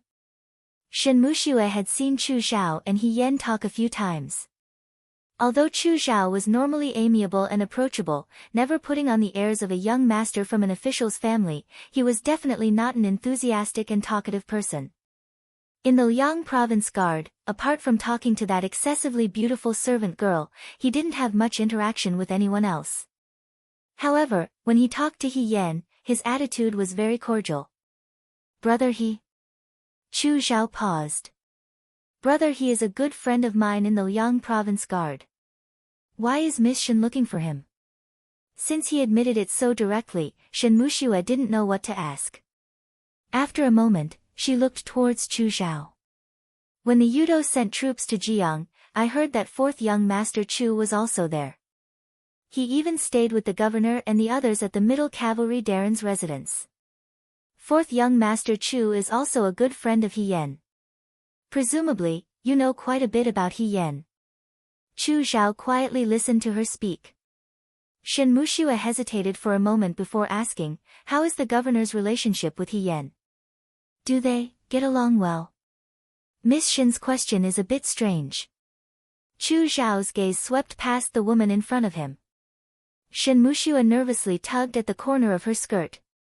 Chu Zhao smiled. "Brother He is very skilled and straightforward. Military Governor Xiao trusts him a lot. Miss Shen should know better than anyone that Military Governor Xiao is definitely not someone who is easy to get close to. However, Brother He is not an ordinary person. He seems to have easily opened Military Governor Xiao's heart. Rather than saying that they are a master and a trusted subordinate, I think that Military Governor Xiao and Brother He are more like friends." "Friends?" Shen Muxue's voice became slightly sharp for a moment. She frowned. How can the governor of the Right Corps and a new recruit be friends with such a big difference in status? Chu Zhao smiled. Miss Shen's words are wrong. When making friends, one should follow one's heart. Age, status, and position are not important. How can there be a difference in status between friends? Military Governor Xiao has always treated Brother He very well. When they were in Jiang, the two of them shared a room and ate at the same table. Military Governor Xiao even bought clothes for Brother He. It's a bit too far-fetched to say that they are superior and subordinate. Shen Muxue was secretly shocked when she heard that. Xiao Ju loved cleanliness and was a loner. Eating at the same table with others was already the limit. Sharing a room? She found it hard to imagine that he even bought clothes for He Yan. When did he ever care about other people's trivial matters? Chu Zhao stared into Shen Muxue's eyes. Miss Shen, what are you worried about? Shen Muxue met his thoughtful gaze and couldn't help but take a step back. She subconsciously shook her head and denied. Nothing. Miss Shen, you are a woman. Since you can travel thousands of miles from Shuajing to Liangzhou, you should be a determined, brave, and magnanimous person. Why are you scared about this matter? Shen Muxue pursed her lips and didn't say anything. I can roughly understand what Miss Shen is worried about. Brother He is my good friend, so I can't say too much. However, I also admire Miss Shin's intentions. So, if Miss Shin really can't let it go, why don't you personally investigate? Sometimes, he said faintly, people should trust their own instincts. Especially, women. Shin Mushue raised her head. The man in front of her was still smiling. His gaze was gentle and caring, but it made her feel a faint chill. I don't understand what fourth young Master Chu is talking about. She frowned and tightened her grip on the basket in her hand. She quickly walked around Chu Zhao. I have to go back and concoct the medicinal ingredients. Fourth young Master Chu, goodbye. Shen Mushue hurriedly left. Looking at her back, she seemed a bit embarrassed. Chu Zhao looked at her back and the smile on his face disappeared. After a while, he lowered his head and muttered to himself, it's getting more and more interesting. Shen Mushue, he muttered, Xiao Huijin, which one will you choose? On the martial arts field, the day training for the new recruits had ended. When Lin Shuanghe passed by the martial arts field, he happened to see Xiao Ju dispersing the Southern House soldiers. He went up to greet her and planned to go back with Xiao Ju for dinner. Huijin, have you been training my sister He too hard these past few days? I haven't seen her in a long time. I have to remind you that she still has injuries. Although they aren't very serious, a girl can't be compared to a man. She should rest more. You should be more considerate. Xiao Ju coldly said, mind your own business. How can this be called mind your own business? Sister, he is my friend and also your friend. Friends should help each other. Mind your own business first. Lin Shuanghe waved his fan. He could sense that Xiao Ju wasn't in a good mood today. Although she didn't show her emotions on her face, but, after all, they had been friends for many years.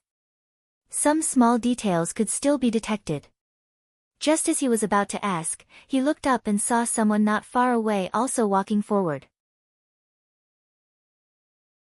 The Yangzhou guards came and went. Other than the new recruits, there were also the instructors. People who didn't wear the same uniform were always particularly eye-catching. Lin Shuanghe said, fourth young Master Chu. Chu Zhao turned his head and saw Xiao Ju and Lin Shuanghe. He nodded and said, Military Governor Xiao, young Master Lin. It's so late. What are you doing here? Lin Shuanghe asked.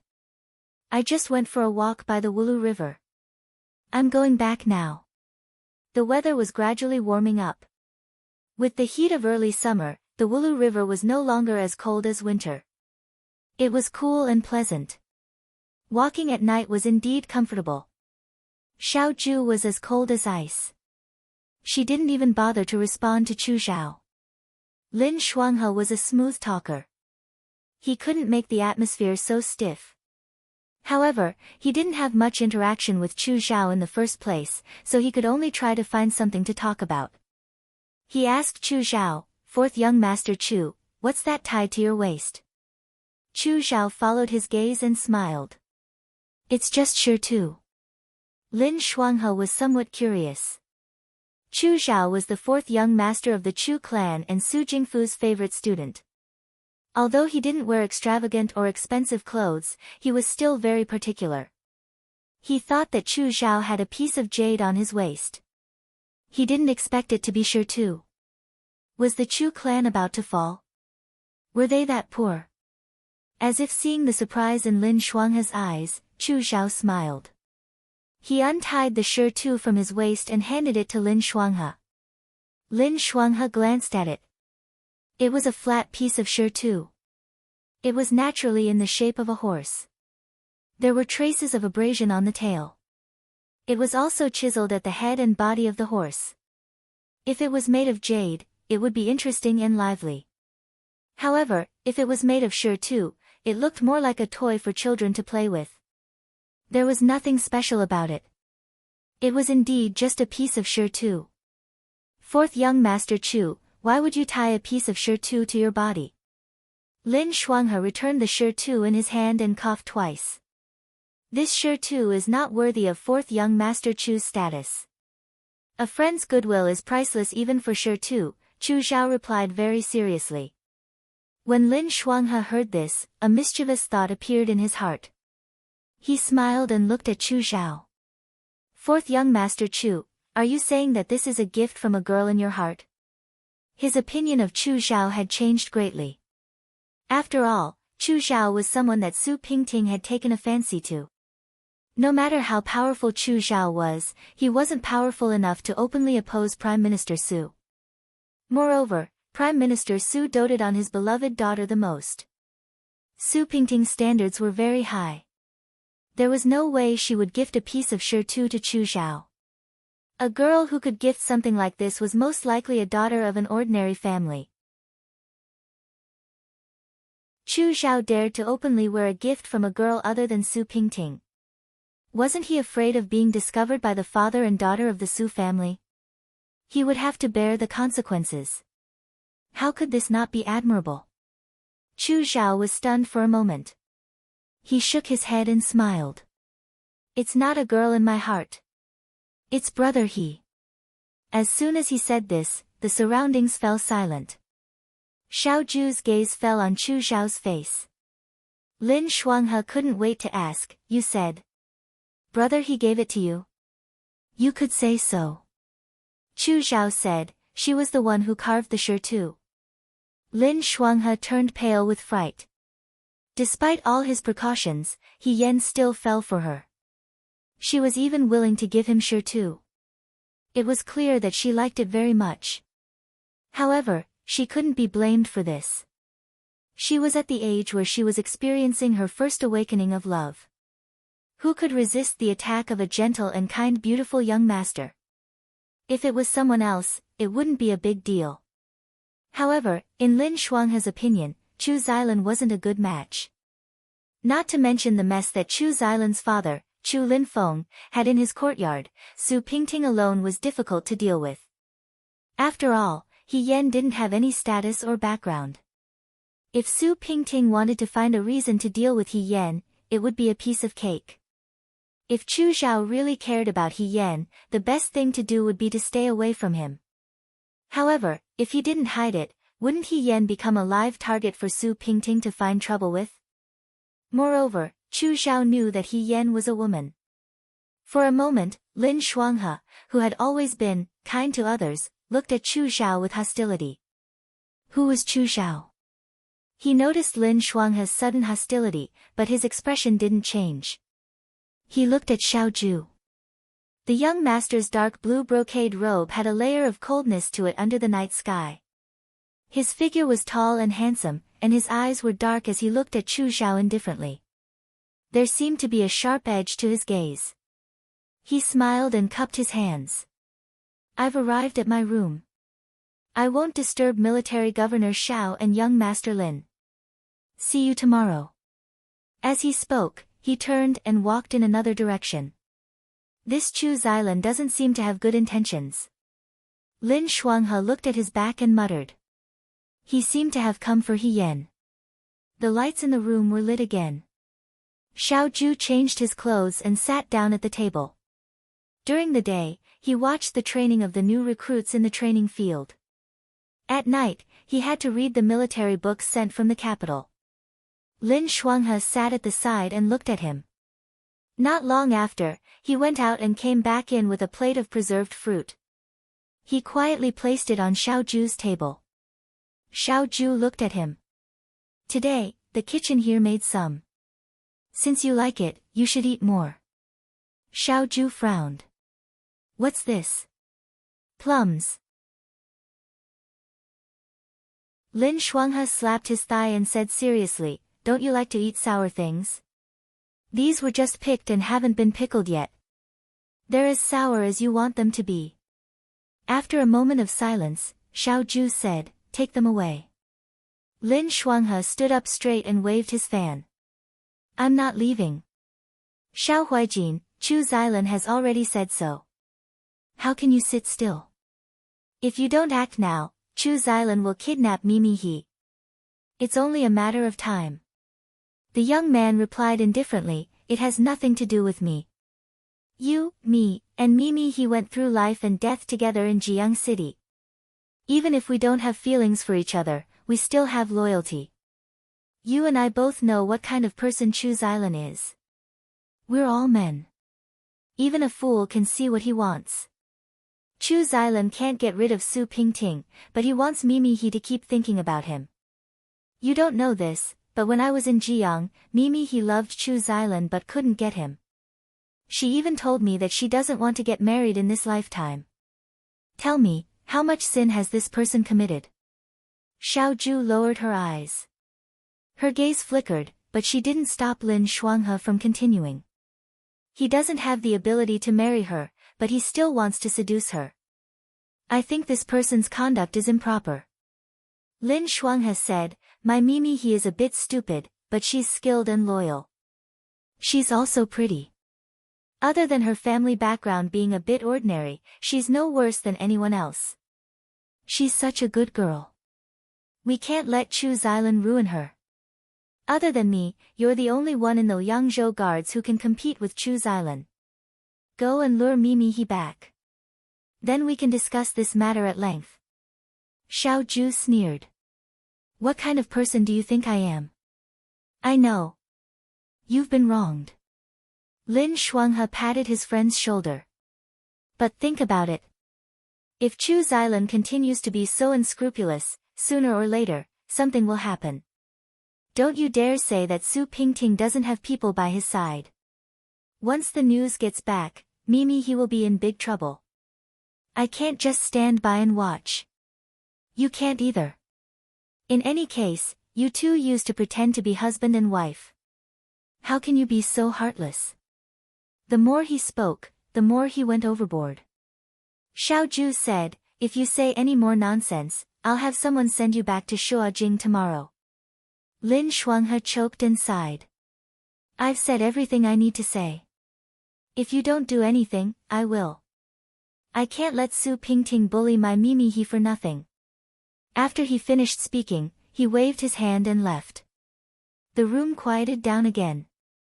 Xiao Ju's gaze fell on the plate of green plums on the table. Suddenly, she felt a little irritated. The pen in her hand paused and actually broke into 2 pieces. The next moment, there was a rustling sound from the central door. The door was unlocked with a click. The door was already open, but the other party still pretended to knock on the door. Commander-in-Chief, may I come in? Xiao Ju, if you don't say anything, I'll take it as a yes. The person said very naturally and pushed the door open. As soon as he entered, he was met with Xiao Ju's cold gaze. Cough. He Yen stood up straight. Commander-in-Chief, you're in the room. Why didn't you say anything? I thought you weren't here. Xiao Ju, what's the matter? I'm here to ask you. He Yen said seriously, when I train tomorrow, will it be the same as today's training, or will it be the same as before? Although he had offended Xiao Ju today and was angry, Xiao Ju was still his superior. He Yen still had to take the initiative to ask.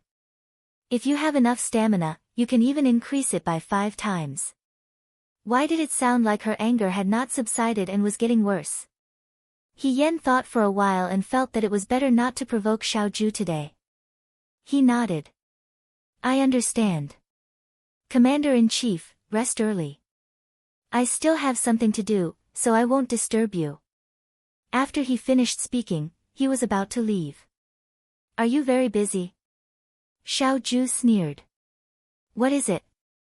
4th young Master Chu wants me to look for him tonight. He said that he has something important to tell me. He Yen said, it should be about time. She said this nervously.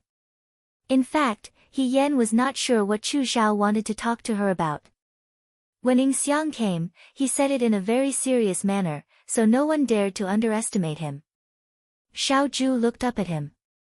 Under the light, the young commander-in-chief was unbelievably handsome. His clothes were loose, and his skin was like jade. However, his eyes were like a cold lake that had been frozen for 3 years. His gaze was so sharp that it made people feel afraid.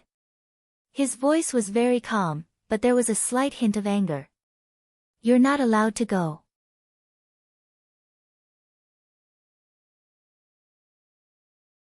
Chapter 166.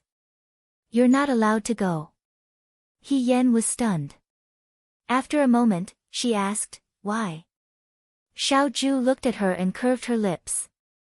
Her tone was as sarcastic as ever. Chu Xilan is one of Su Jingfu's people.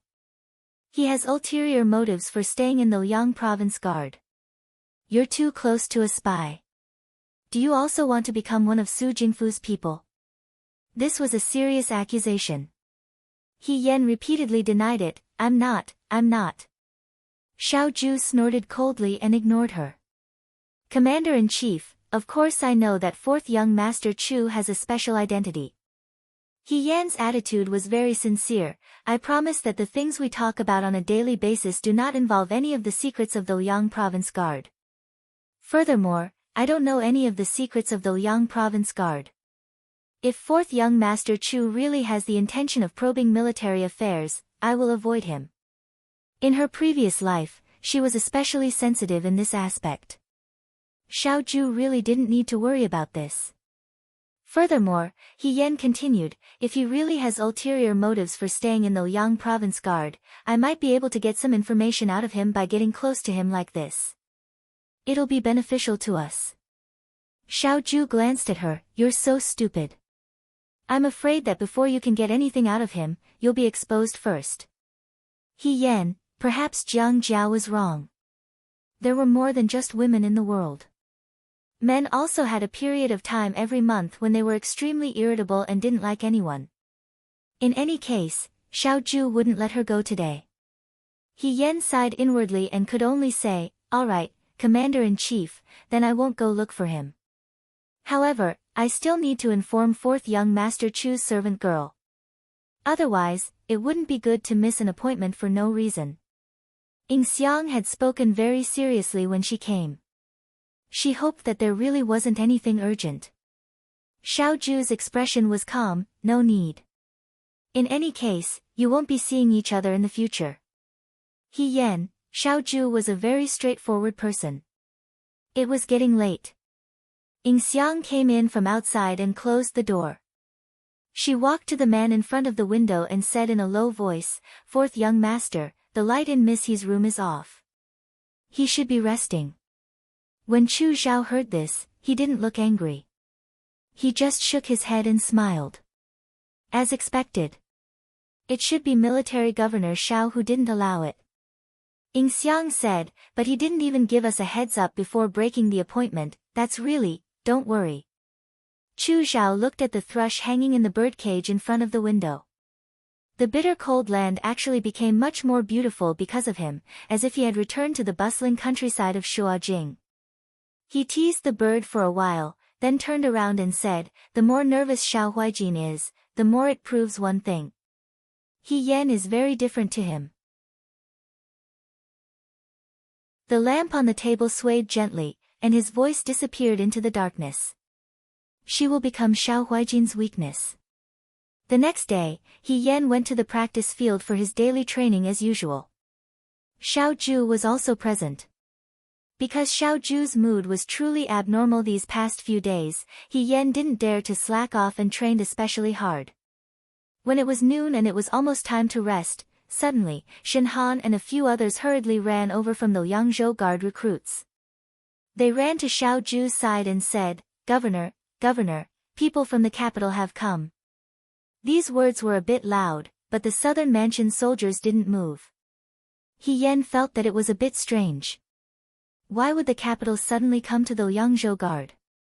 Ever since they chased away Rida Muzi's Yudo last time, the Liangzhou Guard had lived peacefully for half a year. Now that people from the capital had come, could it be that something big had happened? Xiao Ju had Tian Lang continue to train the new recruits while she followed Shen Han to the other side. After a while, Shen Han and Xiao Ju reappeared, followed by a large group of people. The leader was a eunuch wearing palace robes. He held a horsetail whisk in his hand and smiled kindly. Xiao Ju indicated to Tian Lang, and Tian Lang immediately had the southern mansion soldiers stop their daily training. The kind-looking eunuch took a step forward and said with a smile, which one of you is He Yan? He Yan, who was called out, was startled. He stood up and saluted, this one is indeed He Yen. The eunuch looked He Yen up and down. His gaze made one's hair stand on end. He Yen wasn't unfamiliar with this scene. He had experienced it before. He was immediately shocked. Could it be? The next moment, the eunuch said, His Majesty has an imperial edict. Young Master He, please accept it. He Yen respectfully knelt down. He saw the person in front of him open the bright yellow imperial edict scroll and said in a long voice, By the will of the heavens, His Majesty summons, He Yen of the Liangzhou Guard. He is loyal, brave, and skilled in battle. He has repeatedly performed miraculous feats in the war at Yuto. I hereby confer upon him the title of Muan Lang and give him a crown. I hereby announce this to the world. By the Emperor. He Yen was startled. Muan Lang. Seeing that he didn't move, the eunuch reminded him, Young Master He. Why aren't you accepting the edict and thanking him? He Yen hurriedly kowtowed and accepted the edict. He was still puzzled. Why would His Majesty reward him at this juncture? On the surface, it seemed to be because of the Liangzhou Guard's war at Yuto and Jiang City. However, how did the palace find out about this? Xiao Ju probably wouldn't say anything. Even if it was Mu Hongjin, she would only tell him the truth. His Majesty wouldn't pay attention to a minor character like him, especially since he wasn't the main character in these two wars. Before he could clear his doubts, the eunuch smiled and cupped his hands at He Yen. Congratulations, congratulations. Young Master He is so young and promising. Your future will be limitless. He Yen smiled and returned his greeting. He looked at Xiao Ju. Xiao Ju's brows were slightly furrowed. She didn't seem to be happy with the current situation. He Yen understood that this matter was probably beyond Xiao Ju's expectations. Of course, the people from the capital wouldn't be here just to reward him. The main reason was to reward Xiao Ju, the main general. He rewarded her by carrying boxes of goods into the Liangzhou Guard. The soldiers of the southern prefecture were strictly trained. They didn't dare look askance. The recruits of the Liangzhou Guard had never seen such a scene before. They immediately stretched their necks impatiently on the training field, trying their best to listen to the commotion. When Xiao Ju followed the palace people to the guard station to speak, the recruits of the Liangzhou Guard all rushed over with a whoosh. They surrounded He Yen in the center and began to praise him. Congratulations, brother He. You've been promoted so quickly. Does this mean that you won't be able to mingle with the Liangzhou Guard anymore? You have to go to the capital. Go to the capital. Hey, does anyone know what kind of official Muan Lang is? Is he even more powerful than instructor? If that's the case, won't instructor have to call brother He big brother in the future? I've already said that brother He isn't ordinary. When I first saw brother He, I knew that brother He wasn't an ordinary person. It was only a matter of time before he became outstanding. Bah, don't give me advice after the fact. The crowd was so crowded that He Yen couldn't even finish a sentence. It was only when Hong Shan saw that the situation wasn't good that he pulled her out of the crowd and ran wildly. When they reached the riverside, there were fewer people around them. Xiao Mai and the others also caught up. Only then did He Yen have a gap. Congratulations. Hong Shan laughed loudly, you've finally gotten what you wanted. You've already completed half of your path to success.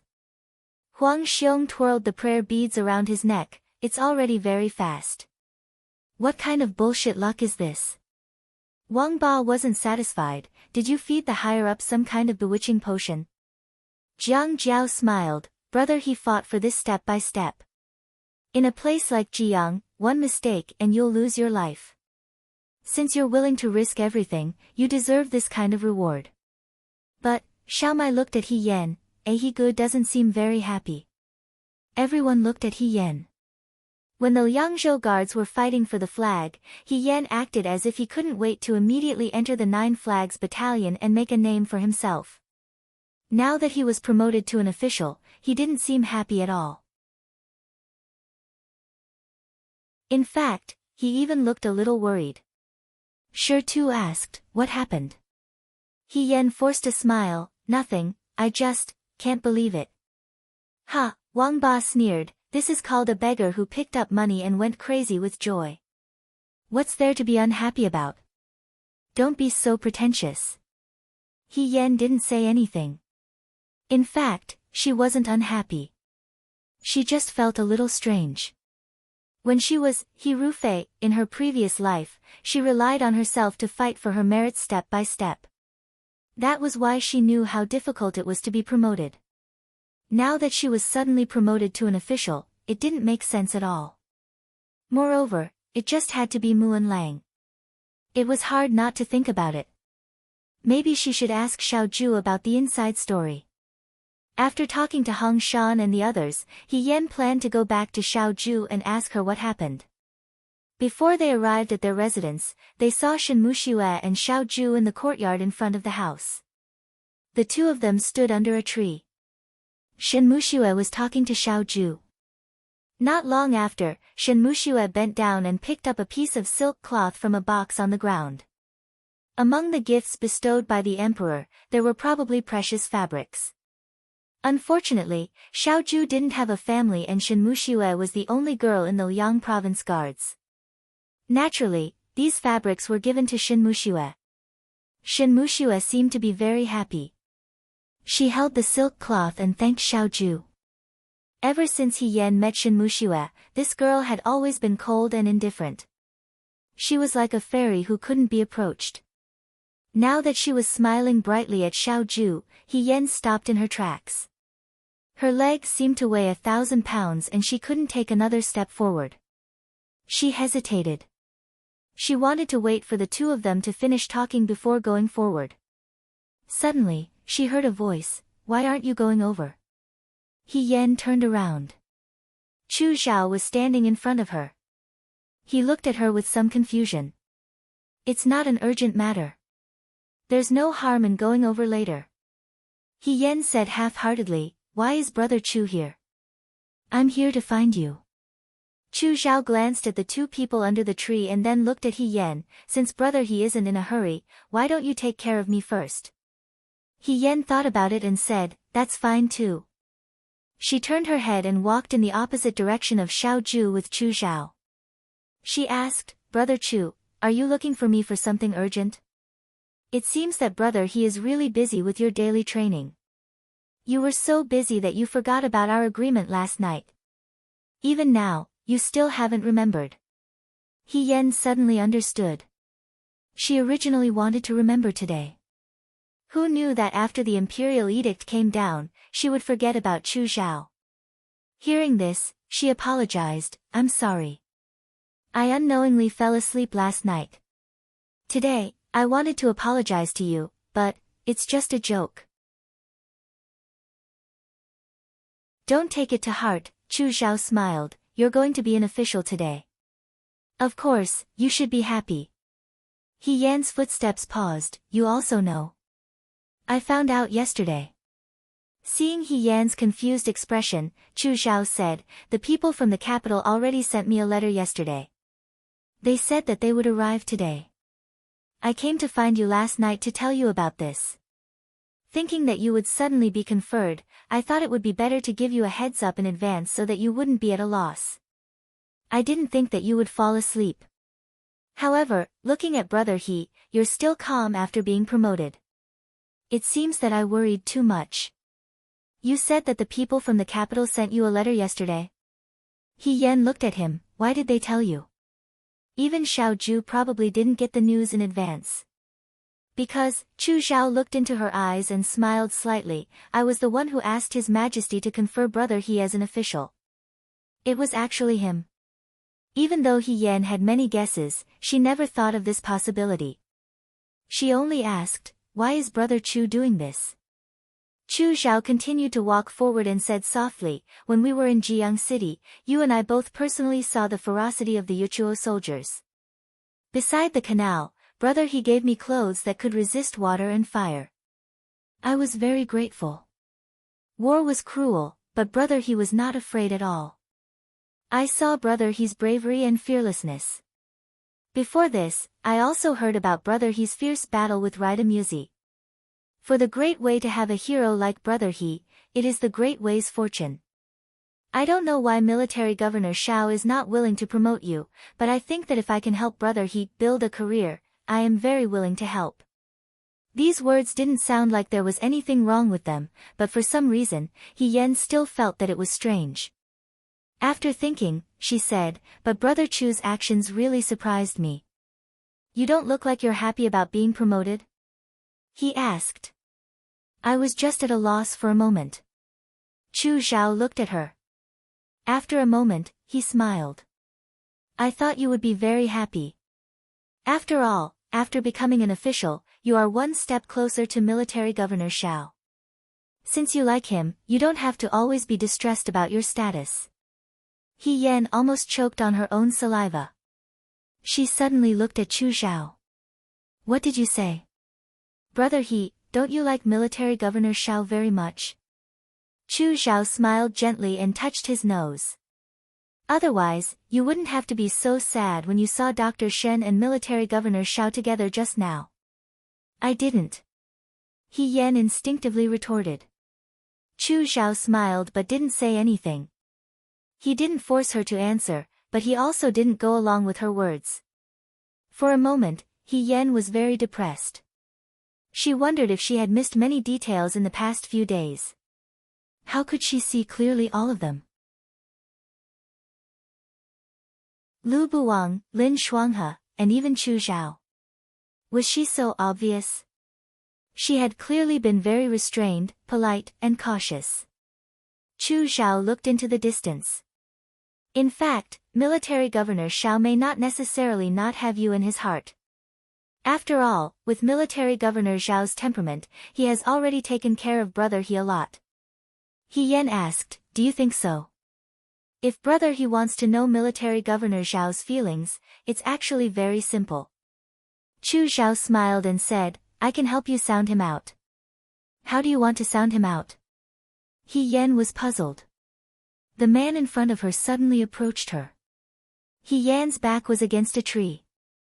When he came so close, she almost punched him out of reflex. The man's face stopped in front of He Yen. There was a smile in his eyes, which was especially intoxicating. It's very simple. Brother He is a girl and doesn't understand men's possessiveness. If I deliberately act very close to you, if Military Governor Shao has you in his heart, he will definitely be very angry. If he is indifferent, then you don't have to spend too much effort on him. So, this is a very simple way. He Yen silently repeated his words in her heart before she understood what he meant. She couldn't wait to recite the 36 stratagems backwards when it came to marching and fighting, but this was the first time she heard about such a thing. She immediately asked. According to you, isn't this using you? Chu Zhao still looked at her with a smile, and his eyes were extremely gentle. If it's Brother He, it doesn't matter if I use you. What he said was really touching. But, He Yen stood up straight and took a step to the side to avoid his chest. Thank you for your kindness, Brother Chu, but I don't want to do this. Chu Zhao's eyes flashed with a trace of surprise. Why? I think I understand what you're trying to say. But how can you mix your feelings with other people's feelings? When I like someone, no matter if I say it openly or never say it for the rest of my life, it's always open and above board. If I still have to spend so much effort to probe and guess, wouldn't it be very tiring? Even if I get this kind of feeling, it won't be what I want. Brother Chu, haven't you heard of this saying? Using a lie to verify a lie will only lead to another lie. In the end, I won't know what's real and what's fake. He Yen didn't say anything. After all, Xiaoju didn't like Chu Zhao very much. Even if Xiaoju didn't like her, she would still fly into a rage if she saw He Yen and Chu Zhao together. If she misunderstood because of this, wouldn't she be overthinking? Chu Zhao was stunned for a moment. Brother He, aren't you curious about Brother He's position in Military Governor Zhao's heart? I'm not curious. He Yen answered straightforwardly, and Chu Zhao didn't say anything for a while. Fourth young Master Chu, I've never wanted him to know. He Yan said, I don't plan to let him know in the future. So, I appreciate your kindness. You don't want to be with him. Things in the world change rapidly. Fourth young Master Chu can only be sure of the word together for a while, and not for a lifetime. The only thing I can be sure of is my own heart. Chu Zhao looked at He Yan, and his lips moved as if he wanted to say something, but in the end, he didn't say anything. After a moment, he recovered his previous smile. Since this is Brother He's intention, I can't make a decision on my own. However, what I said just now will always be valid. If Brother He changes his mind one day and wants to use me, I won't refuse. He Yan also smiled, and his tone was especially firm. That day won't come. He Yan's figure gradually disappeared into the distance. Ying Xiang walked out of the room and said softly, Fourth young master. Chu Zhao looked at his hands. They were empty. He clicked his tongue and said, he actually refused. Miss, he doesn't plan to let military governor Xiao know about his feelings. Ying Xiang sighed. He doesn't want to make things difficult for military governor Xiao. Chu Zhao smiled faintly. There's actually such a stupid woman in the world. She doesn't want to fight for it, nor does she want to be with it. She's guarding an unseen and untouchable feeling, and she thinks that it's the most noble thing in the world. Ridiculous. This made him think of Yi Runmei. She was the same. Women who sacrificed themselves for love were all so stupid that people looked down on them. Ying Xiang looked down and didn't say anything. After a while, she heard Chu Zhao say, let's go. He Yan slowly walked back. She never thought that it would be Chu Zhao who asked Emperor Wen Xian to make her an official. The reasons Chu Zhao gave her sounded very reasonable. If He Yan was really a new recruit who didn't know anything and suddenly received the title, he would probably be wild with joy. Even if he had any prejudices or suspicions towards Chu Zhao, they would instantly vanish into thin air. He would even blame himself in his heart for measuring the heart of a gentleman with the yardstick of a villain. However, she wasn't a new recruit who didn't know anything. She was Fei Hong, who was very familiar with military affairs. Therefore, He Yan knew better than anyone else that Muan Lang was just an official without any real power. It sounded like a fourth-ranked official, but in reality, she couldn't mobilize any soldiers. In her previous life, she couldn't rely on anyone and could only start as a new recruit. She didn't know how many merits she sold to her superiors to get a small official position. Her small official position gradually rose until no one could hide her merits. Finally, she was valued by the emperor. But now, she seemed to have reached the heavens in a single step. In reality, she didn't have as much power as a centurion. If Chu Zhao only asked for a title from the emperor, and the emperor himself decided what official he wanted, then this matter was still fine. But if the position of Muan Lang was personally proposed by Chu Zhao, then there was a deeper meaning behind it. He asked for a title for himself, but he asked for an official position without any real power. What exactly was he scheming? In the room, Fei Nu and Lin Shuanghe stood and looked at the person standing in front of the window. Mai He Mimi became an official. Lin Shuanghe was confused. Didn't you say that you have to wait until you return to Shuajing to see the emperor? What's going on? Young Master Lin, Fei Nu couldn't help but say, this time, it was fourth young Master Chu who asked for a title from the emperor. Chu Xilan. Lin Shuanghe frowned. What does it have to do with him whether Mai He Mimi becomes an official or not? What kind of solicitude is he trying to show? Xiao Ju's expression was calm, but when she looked carefully, there was a hint of coldness in her eyes. Fei Nu sighed. It's not a matter of solicitude or not. It's not a good thing for her to become an official now. Lin Shuanghe stopped waving his fan. He looked at Fei Nu, then looked at Xiao Ju. What do you mean? I don't understand. I originally wanted to wait until we returned to the capital to ask for a title for her as a woman, Xiao Ju said calmly. Chu Xilan took the first step. It seems that he helped He Yan, but in fact, he planted a hidden danger. One day in the future, He Yan's identity will be exposed. He will be guilty of deceiving the emperor, and his family will be implicated. Lin Shuanghe sucked in a breath of cold air. He stammered, "No, it can't be.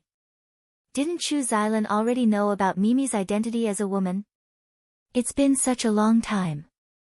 Didn't he keep it a secret? In the future, it shouldn't be exposed, right? This is Chu Xilan's brilliance." Xiao Ju sneered.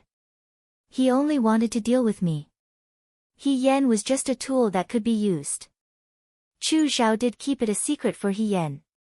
He didn't announce He Yan's identity to the world, but he turned around and asked for a title for He Yan. He successfully turned He Yan's identity into a trap. If this didn't happen, He Yan's identity as a woman would be revealed one day. He could use all kinds of reasons to deal with it. But after the emperor rewarded him and made him an official, it would be different. He Yan would become the best knife to stab Xiao Ju in the heart. This was Chu Xilan's plan.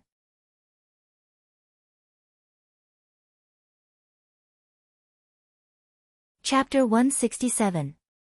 The door was right in front of him. He Yan hesitated for a moment. In the end, he did not enter his own room. Instead, he walked to Xiao Ju's door and gently knocked on it. After a while, he heard Xiao Ju's voice. "Come in." The door was not locked. He Yan opened the door and poked his head in. There was no one else in the room. Only Xiao Ju was standing. He had already changed into his inner clothes and was probably going to rest. He Yan hesitated for a moment. "Commander-in-Chief, are you going to rest? What's the matter?" He Yan entered the room and closed the door behind him. When she walked in, she didn't know what to say for a moment. After pausing for a moment, she looked at Xiao Ju and said, "I've been promoted to an officer." "Commander-in-Chief, what's going on?" "What's going on?" Xiao Ju said coldly. "Didn't Chu Xilan tell you?" He actually guessed it. He Yan stepped forward. "Commander-in-Chief, you know that it was 4th young Master Chu who requested for me to be promoted." Xiao Ju's gaze focused on her face. She sneered slightly. "You have a good relationship with him." "No, Commander-in-Chief, you've wronged me," He Yan said. "I only found out today that 4th young Master Chu requested for me to be promoted." I was also puzzled. Why would he request for me to be promoted without any reason? Didn't Chu Xilan see that you haven't been promoted for a long time under me, so he personally requested for you to be promoted? Xiao Ju turned around and hung Yin Qiu on the wall. Her voice was full of sarcasm. "Lady, he has good relations with people, so good that it's unexpected." Why did her words sound so strange? He Yan frowned. "I didn't ask for this. Commander-in-Chief, you can't take out your anger on me. I've said it before." Xiao Ju's eyes were cold. "It's your business if you like Chu Xilan, but in the Liang Province Guard, being close to a spy is my business." Her words were unpleasant to the ears, as if she was a mole who was helping an outsider. He Yan thought to himself, Xiao Ju's temper was inexplicable, even worse than Shin Mushue's. She couldn't help but say, 4th young Master Chu and I are just ordinary friends. There's no such thing as being close to her. Governor, aren't you close to Dr. Shin yourself? Don't you also have people who are close to you? Befriend? Xiao Ju stared at her and asked slowly. After a moment, she smiled, but there was no warmth in her eyes. "It seems that Chu Xilan has made you happy." He Yan said, "I don't know if he has made me happy or not, but 4th young Master Chu isn't as unreasonable as Commander-in-Chief." Xiao Ju said coldly, "Lady, he can go and find someone who isn't unreasonable." He Yan, she usually had a good temper and thought of herself as a broad-minded person. However, in the past 2 days, she had been upset by the matter with Shin Mushue. Now that Xiao Ju was being so aggressive, she was angry. For a moment, she even forgot to ask Xiao Ju about the matter and turned to leave without another word. She almost slammed the door when she left, but she still remembered that Xiao Ju was her superior, so she didn't dare to be too presumptuous. She closed the door properly and left with a backbone. The room became quiet again. After a while, Xiao Ju looked in the direction of the door again, but it was already closed. The people who came carefully and left in a hurry. The atmosphere of hostility from before still seemed to be lingering in the air. The young man's face was cold. He waved his hand and the oil lamp on the table went out. Everything returned to silence. It was not a very pleasant night. Ever since that day when he and Xiao Ju parted on bad terms, He Yan had also put in a lot of effort into his daily training. He didn't break into the door every night and sneak across the street to talk to Xiao Ju. Firstly, Xiao Ju's attitude that day was too bad. Chu Zhao had asked for a title for her, but she didn't ask for it. She was also wary of Chu Zhao, but Xiao Ju vented her anger on her and said that she was a spy. He Yan was also angry. Secondly, for some unknown reason, she didn't know Shen Mushue's identity, but after knowing Shen Mushue's identity, she would see Xiao Ju and Shen Mushue every few days. It was only at this time that He Yan found out that the delicacies in Xiao Ju's food basket every day were all made by Shen Mushue. This girl could recite poetry, and follow Xiao Ju to the border. Even her basic necessities were meticulous. He Yan asked herself honestly, if she was Xiao Ju, she would definitely be moved by his virtuous appearance every day. The more he thought about it, the more depressed he felt. He didn't want to see her, so he didn't want to see her. He spent all his energy on the martial arts arena and fell asleep when he returned to his room. His life was much better. But in the end, he and Xiao Ju were still seen by others. On this day, He Yan came down from the martial arts arena and had dinner with Hong Shan and the others. As he was walking back, he was caught red-handed by Lin Shuanghe. "Brother He." He naturally waved at He Yan and walked to He Yan's side.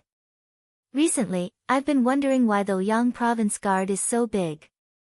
It's even bigger than the capital. Otherwise, why can't I see your shadow every day? If I didn't coincidentally run into you recently, I would have suspected that you went back to the capital." He Yan was silent for a moment, then said, "I've been busy with my daily training and didn't have time to talk to Brother Lin." "Brother Lin, please don't take it to heart." Lin Shuanghe waved his fan and looked at him, revealing a smile of understanding. "I'm not that petty."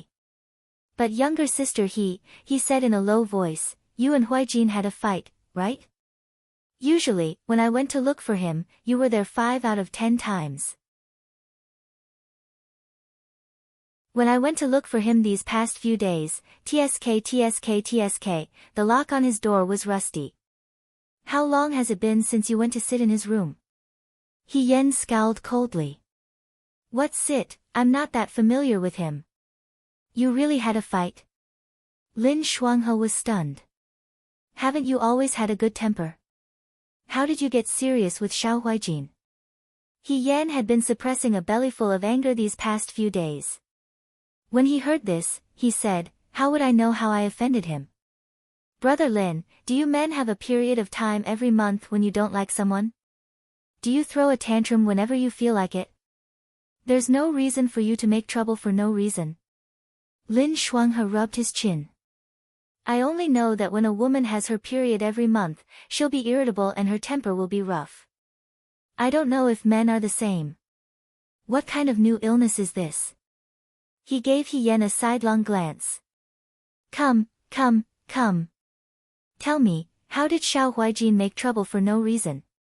He Yan thought that since Lin Shuanghe was Xiao Ju's good friend, he must know Xiao Ju better than he did. He recounted the matter from beginning to end and said, "Brother Lin, tell me, this matter can't be blamed on me, right? The governor only said this because he doubted my intentions. However, he doesn't know that I'm wholeheartedly on the side of the Liang province guard. Hearing this makes me sad."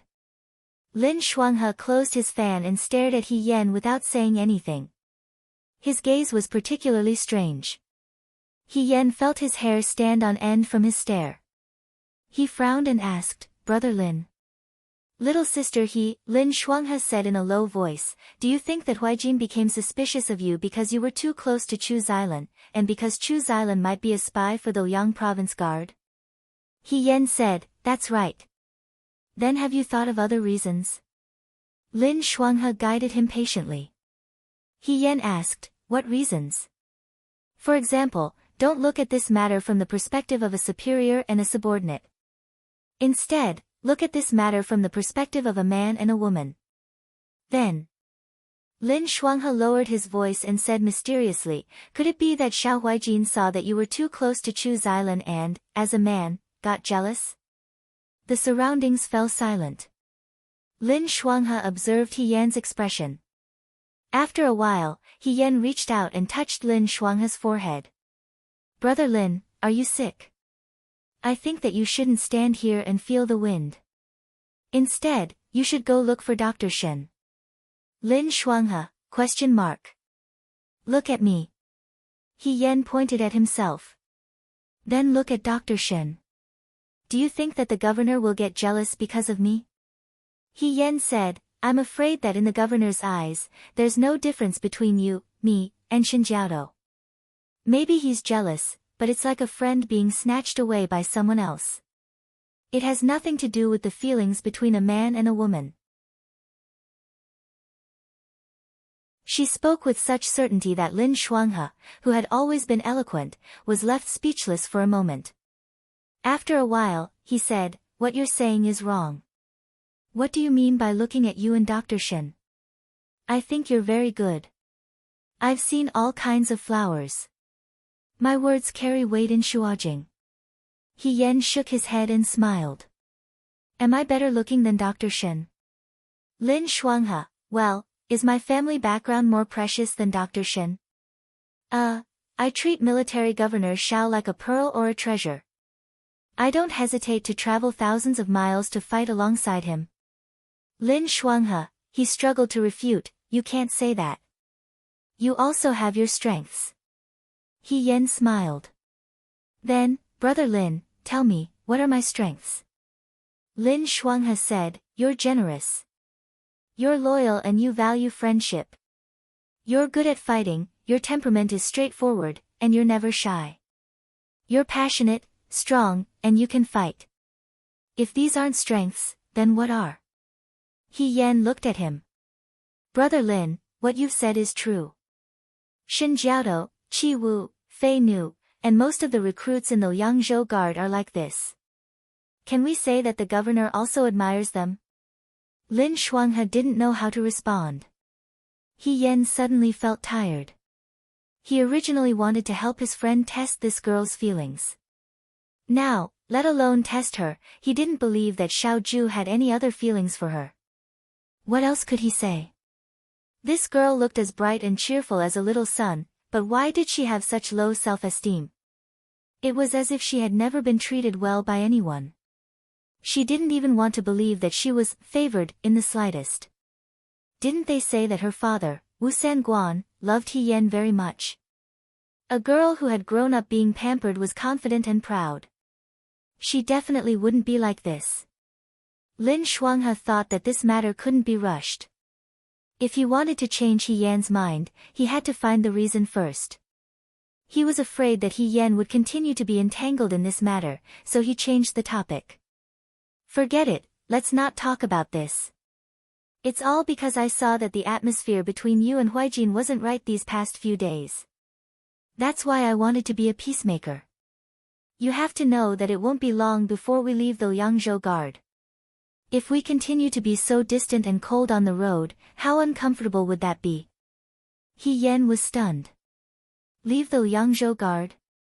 Lin Shuanghe sighed. The Yuto is already in front of us. Huijin will lead his troops back to the capital sooner or later.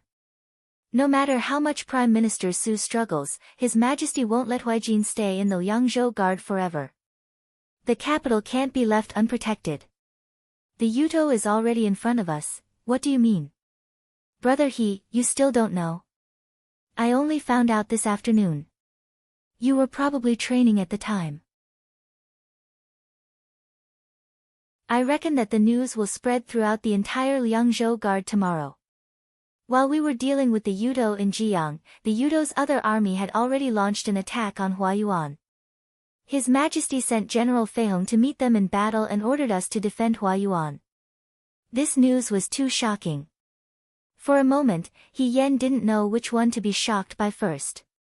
The Yudo attacked Huayuan. He Rufei met them in battle. He Rufei didn't dare. When did this happen? He Yan asked. Has General Feihong already gone to Huayuan? Lin Shuanghe thought for a moment. It would take Huayuan more than a month to reach Liangzhou without rest or sleep. Since the news has already spread, General Feihong should have already reached Huayuan and is fighting fiercely with the Yudo.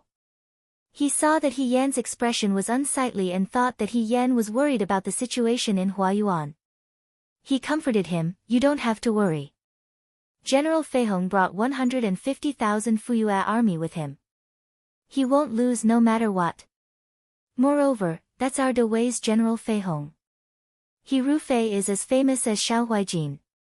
He has almost never lost a battle. Our 20,000 men in Jiang can already deal with 150,000 Yudo, let alone 150,000 Fuyue army.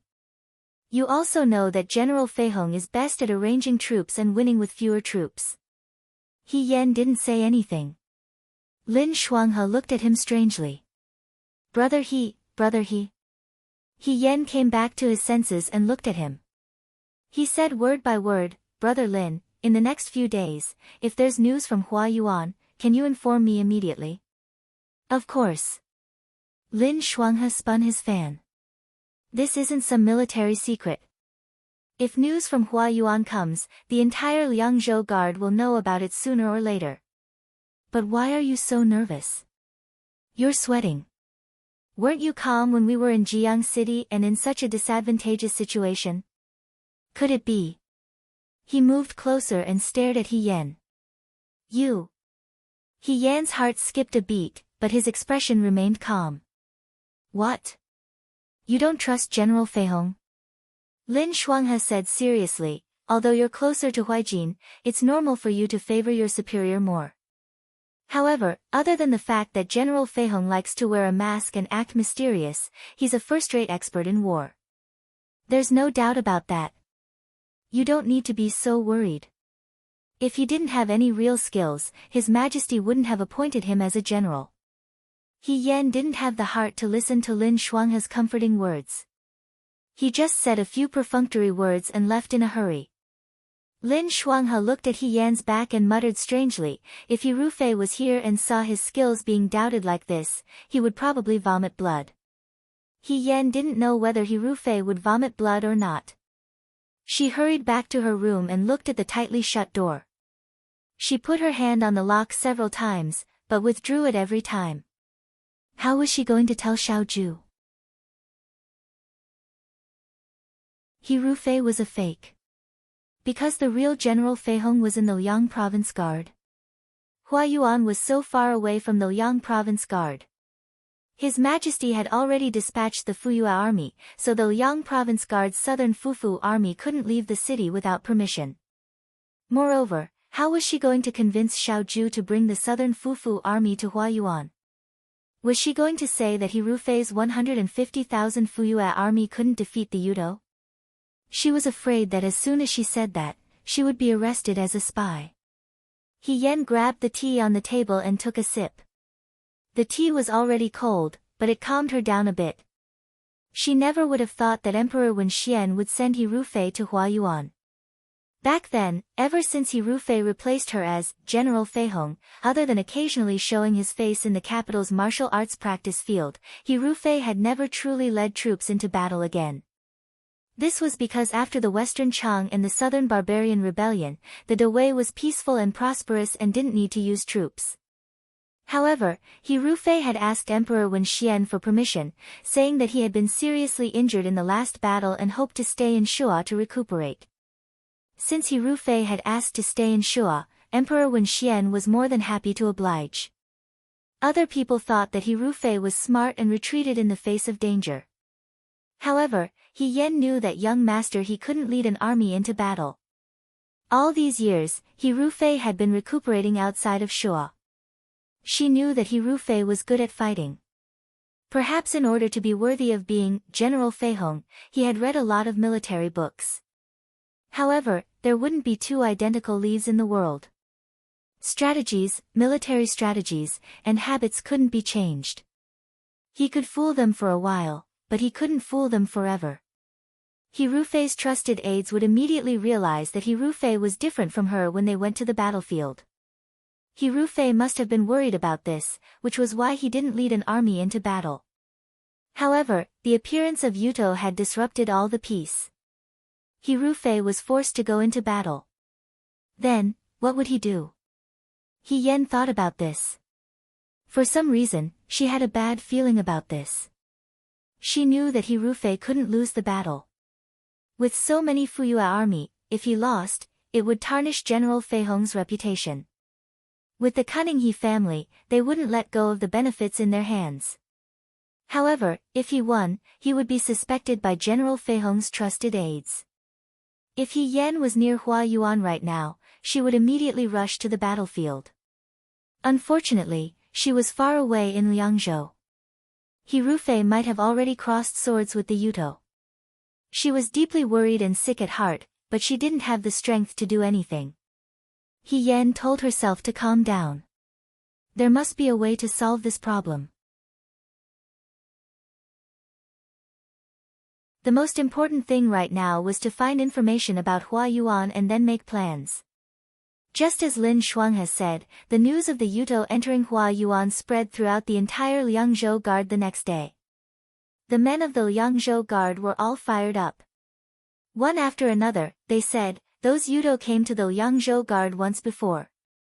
At that time, everyone was still new recruits. At that time, we were still able to beat them into a sorry state.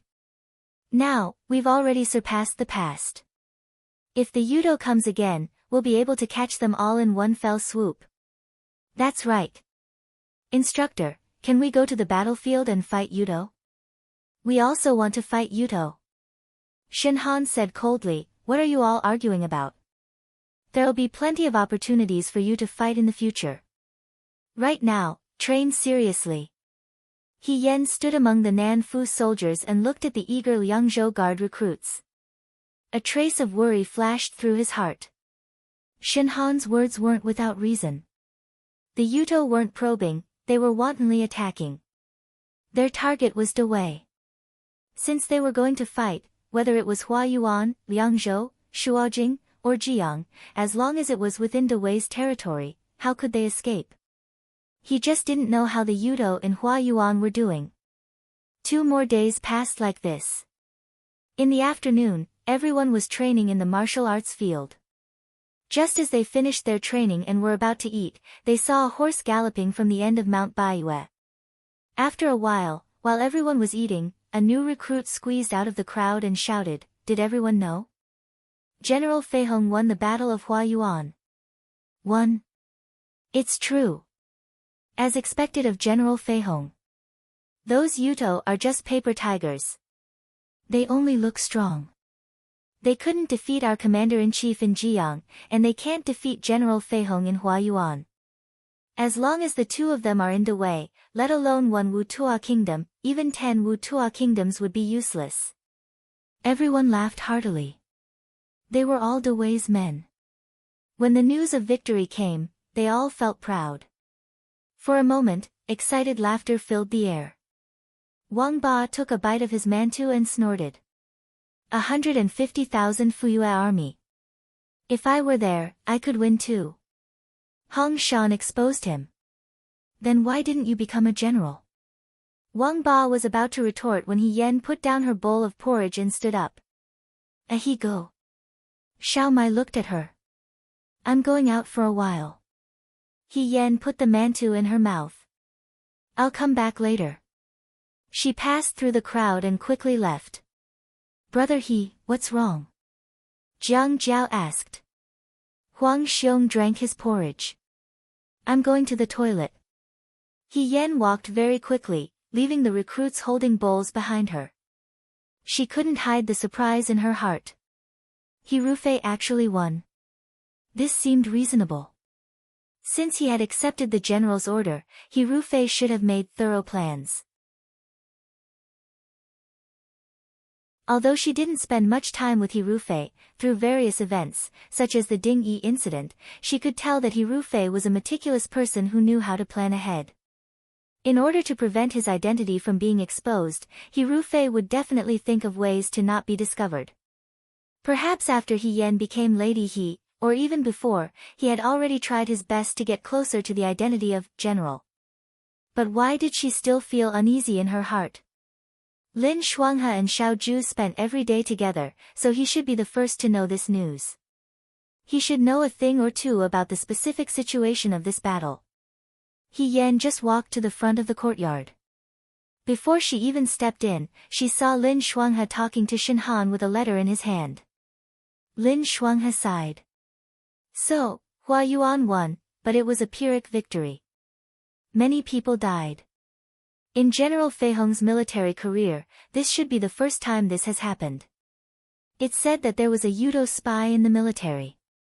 When General Fei Hong was fighting, he was shot in the back. But in the end, he managed to turn the tide and defend Hua Yuan.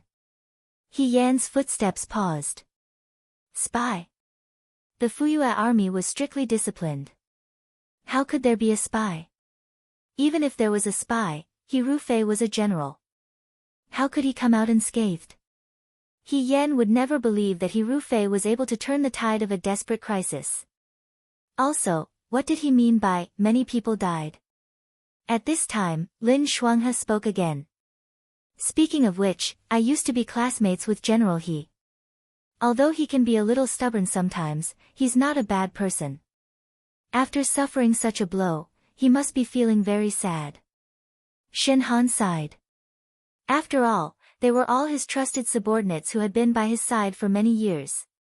No one would be indifferent to the fact that they were all wiped out in a battle. He Yan felt as if he had been struck by lightning.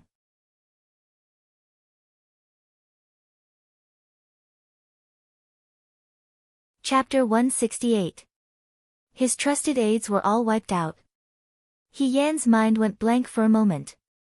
Then, he was overcome with grief and indignation. This wasn't an accident at all. This was murder. Ru Fei did it on purpose.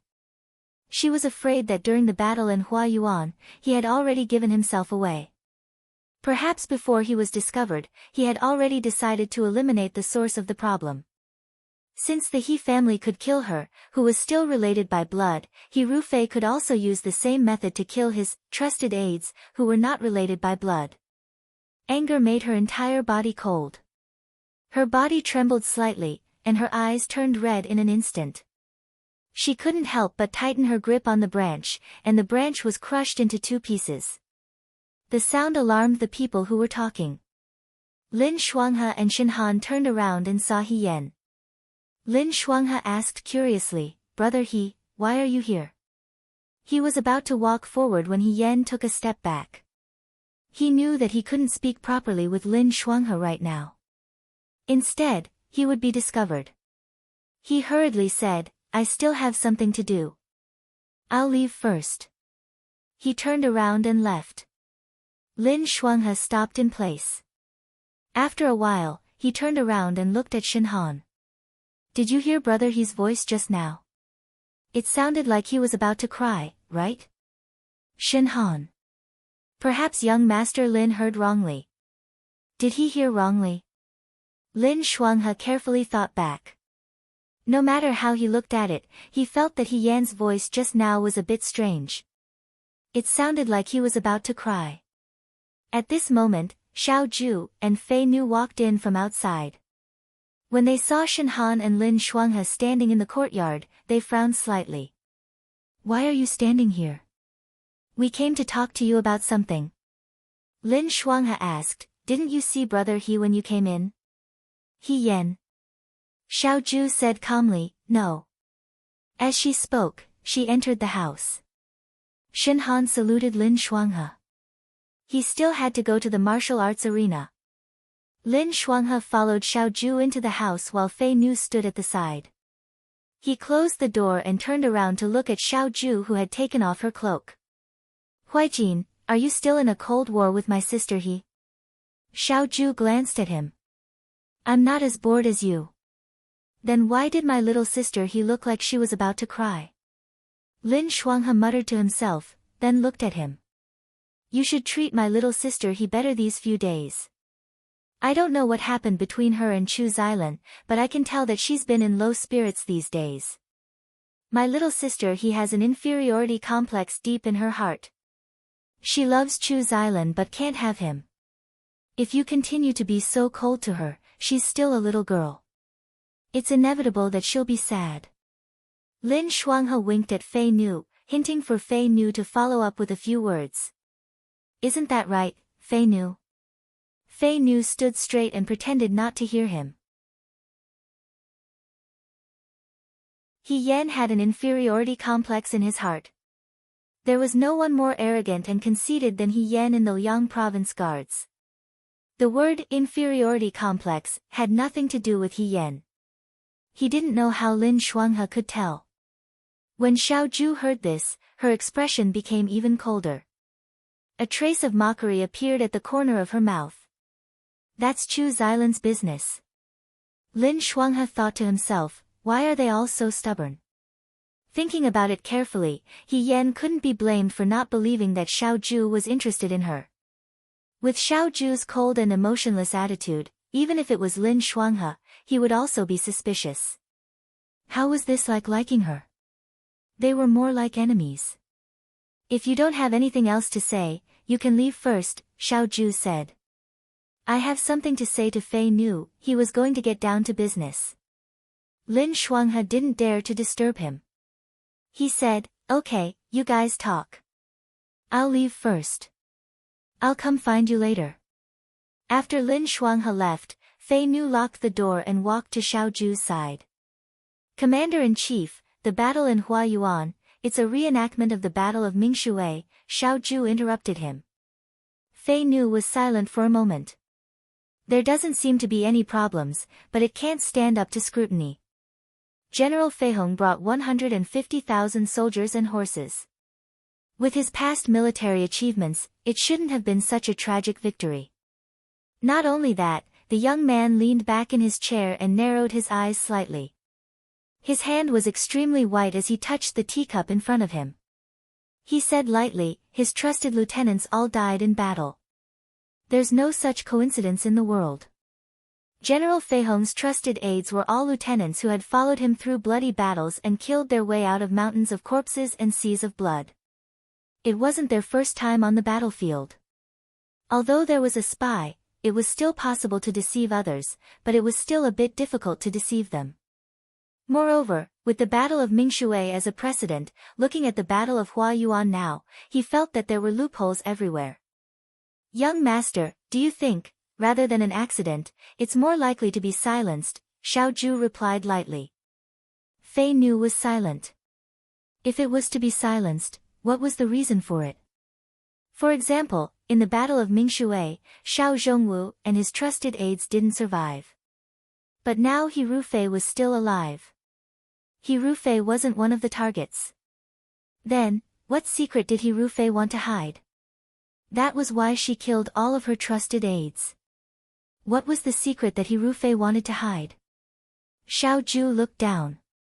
After a while, he looked up at Fei Nu. Go and tell Wanning, I want to know everything about the Battle of Huayuan from beginning to end. Fei Nu accepted the order and left.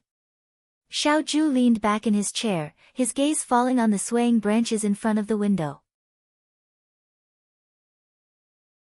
He had been schoolmates with He Rufei. He Rufei was a very stubborn, simple to the point of stupidity, and a very persistent person. He wasn't surprised that He Rufei later became General Feihong. If a person was particularly persistent in something, then that person would succeed no matter what he did.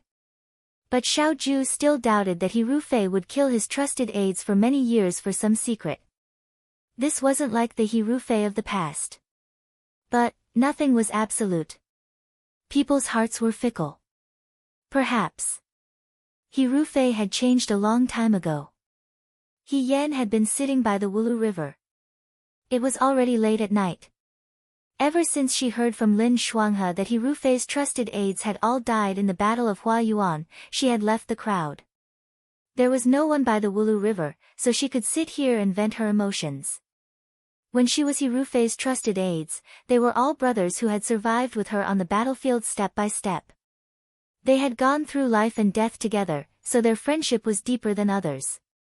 He Yan originally thought that even if He Rufei was afraid of his identity being exposed, he would at most stop leading troops to war, or say that he was ill and rarely see his old friends. But He Rufei was more vicious than she thought. He didn't stop until the end and killed all of his lieutenants. What were they thinking before they died? Maybe someone had noticed that He Rufei was not right, or maybe no one had noticed. Maybe when they died, they didn't expect that they would die in the hands of their trusted generals.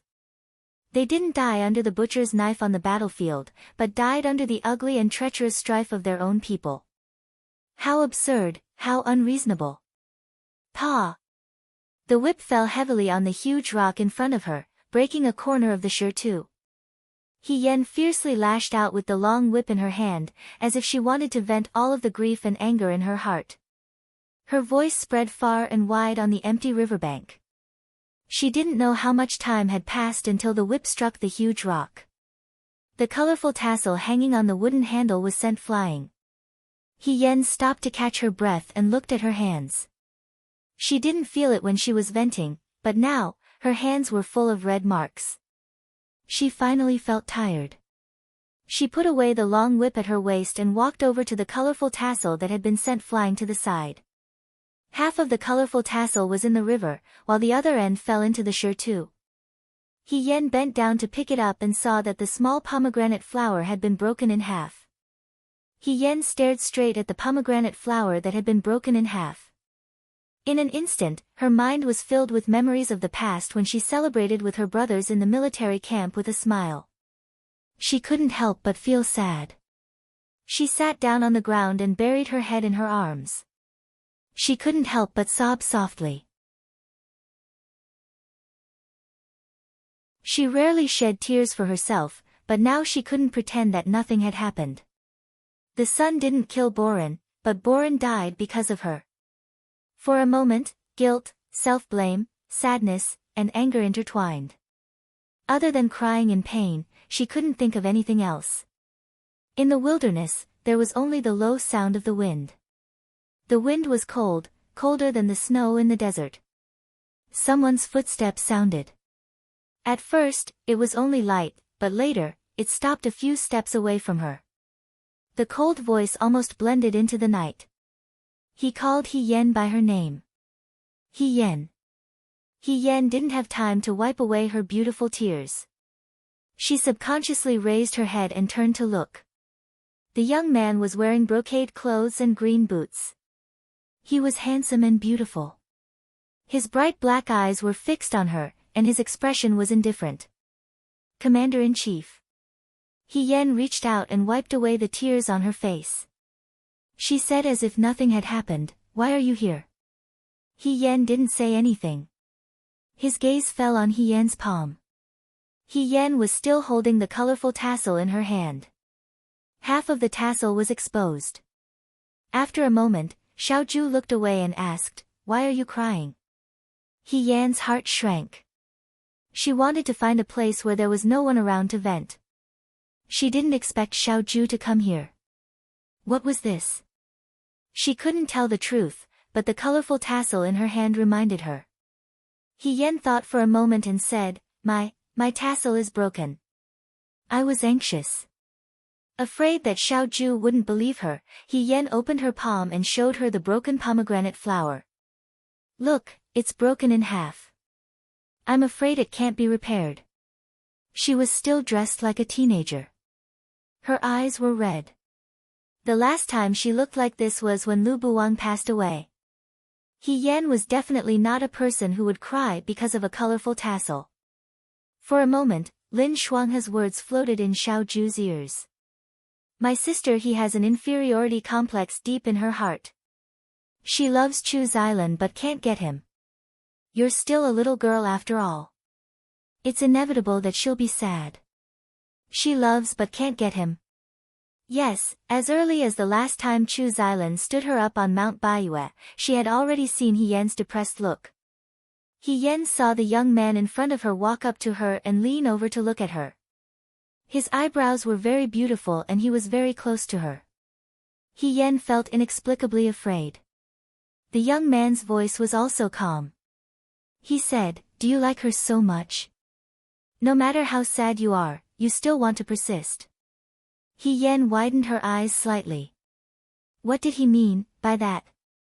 He stared at her silently. His eyes were like the night sky in the city, deep and shallow, clear and indifferent. After a long time, Xiaoju stood up straight. With her back to him, she said indifferently, "You'll affect the southern prefecture soldiers resting nearby. Go back." After saying this, he left without looking back. After he left, He Yan wiped her face with her sleeve, stood up, and looked back at the river in the distance. She couldn't let He Rufei go on like this. He Rufei had already lost his mind and would only get worse in the future. There wasn't much time left for her. She probably couldn't stay in the Liang Prefecture guards forever. She had to return to Shuajing as soon as possible. He Yan thought so in her heart. But before she could think of a way to return to Shuajing, someone left before her. It was Chu Zhao. On this day, the training in the martial arts field ended. He Yan ate and walked back to her room by herself. These days, because of the battle in Huayuan, she felt terrible. Every day, she seemed to have a lot on her mind. No one knew what was wrong with her. He Yan wanted to continue to inquire about He Rufei, but news of He Rufei first reached Xiaoju, then the instructors, and finally the new soldiers. General Feihong was far away in Huayuan. Their daily training was hard and they couldn't just focus on the distance. She walked back to her courtyard and saw a person sitting at the stone table in front of her door. At first, He Yan thought it was Xiaoju. But these days, Xiaoju left early and returned late. He Yan had a hard time meeting him. When she got closer, she saw that it wasn't Xiaoju, but Chu Zhao. The weather was getting hotter and hotter. His clothes were thin and light. Because of his thin figure, he wore a green robe with wide sleeves. As he sat in the courtyard, even the simple courtyard seemed to be tainted with an immortal aura. He Yan walked closer and said, "Brother Chu." "Brother He," Chu Zhao stood up and said with a smile, "I came to find you. You weren't here, so I waited here. I thought you wouldn't come back until late at night. Fortunately, you came back early. Why did you wait outside?" He Yan sat down on the stone bench. "There are mosquitoes everywhere in the summer. You're already thin and weak. If you feed the mosquitoes, you won't have anything left." Chu Zhao was stunned for a moment. He was amused by her words. He shook his head and took out a small sachet from his sleeve. "Thank you for your concern, Brother He. However, there's a mosquito-repellent herb here. If I carry it with me, the mosquitoes won't come near." The young master of a wealthy family was indeed a young master. He was so particular about the way he did things. No wonder he never had a difficult time. Chu Zhao placed the sachet on the table and said, "Brother He, I came to find you to say goodbye again. Last time, I left in a hurry and left without saying goodbye. This time, I'll be polite. Goodbye." He Yan wasn't too surprised. Chu Zhao staying in the Liang Province Guard wasn't a long-term plan. The people of the Liang Province Guard trained bitterly every day. Even if Chu Zhao was a spy or looking for trouble, he wouldn't gain anything by staying here every day. This place was bitter and cold. The young master who lived a life of luxury didn't need to suffer here. Sooner or later, he would have to return to Shuajing. Chu Zhao nodded. Brother He should already know about the battle in Huayuan. He Yan didn't expect him to bring up the matter of Huayuan. He was startled and immediately replied, "Yes. The Yudo has already decided to move against Awei. The capital can't do without people. Not only me, Military Governor Xiao will also return to Shuajing soon. Right now, the Yuto is still in Huayuan and hasn't gone north of Huayuan. I have to go first. After the Yuto heads north, the road won't be easy. I'm afraid it won't be easy to return to Shuajing then. Chu Zhao smiled. Moreover, I originally planned to stay in the Liang Province Guard until the matter of Jiang was settled before leaving. Now that you've already conferred the title of Muan Lang, I don't have anything to worry about. These words were said in a roundabout way, as if he had stayed in the Liang Province Guard for He Yan's sake. He Yan said, "This one is endlessly grateful for Brother Chu's good intentions. I hope you'll have a smooth journey back to the capital." The handsome young man's smile was gentle. He stared deeply at him without saying a word. He Yan touched his face. "Is there something on my face?" Chu Zhao lowered his head and smiled. After a moment, he raised his head and said, "Actually, apart from saying goodbye to Brother He, there's something else I want to discuss with Brother He." He Yan asked, "What is it?" "Brother He." He slowly opened his mouth. "Are you willing to travel with me back to Shuajing?" The surroundings quieted down. After a while, He Yan said, "Brother Chu, don't joke around. How can I leave with you? Although Brother He is still a member of the Liang Province Guard, in the end, you're still the Muan Lang conferred by His Majesty. You can be commanded by Military Governor Xiao, but you're not a soldier under Military Governor Xiao. I have His Majesty's personal decree, so I can choose new soldiers from the Liang Province Guard to be my bodyguards. If Brother He is willing, you can travel with me. You don't have to worry about His Majesty blaming you." Without waiting for He Yan to speak, he continued, "I know Brother He's concerns. I'm also afraid that Military Governor Xiao won't be happy. However, Brother He, Liang Province has always been bitterly cold. You're a young man. In this bitterly cold place, it's quite difficult. Sooner or later, you'll have to return to Shuajing sooner or later. Since your heart is set on accomplishing something, come with me back to Shuajing. I'll let you see His Majesty. There's more than one path to accomplishing something. In particular, the path you chose before is truly very slow." Chu Zhao had always been good with words. He always pointed out people's weaknesses. If everyone knew that He Yan wanted to make a name for himself, he would throw out an especially tempting condition. However, He Yan wasn't willing to go with Chu Zhao. She didn't trust Chu Zhao. "I don't have any plans to leave the Liang Province Guard," He Yan refused with a smile. "I also don't believe that I have the ability to accomplish something right now." Chu Zhao stared into her eyes and slowly said, "You don't want to leave the Liang Province Guard because of this, right?" He Yan was startled. The other party's eyes contained a smile, as if he could see through everything. When her thoughts were seen through, she didn't feel the same embarrassment as when Lin Shuanghe found out. Instead, she felt uncomfortable. Chu Zhao's sense of propriety was too low.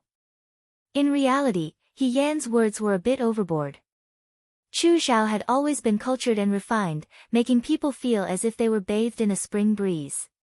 If a normal woman was teased like this, even if they didn't fall deeply in love with him, they would gradually lower their guard. However, the person Chu Zhao first met was He Yan. On the surface, He Yan looked honest and loyal, but deep down, she wasn't someone who easily trusted others. He Rufei's recent matters made her even more sensitive. As a result, whenever Chu Zhao got close, his entire body would become vigilant. The wind blew past, and the branches above his head swayed slightly.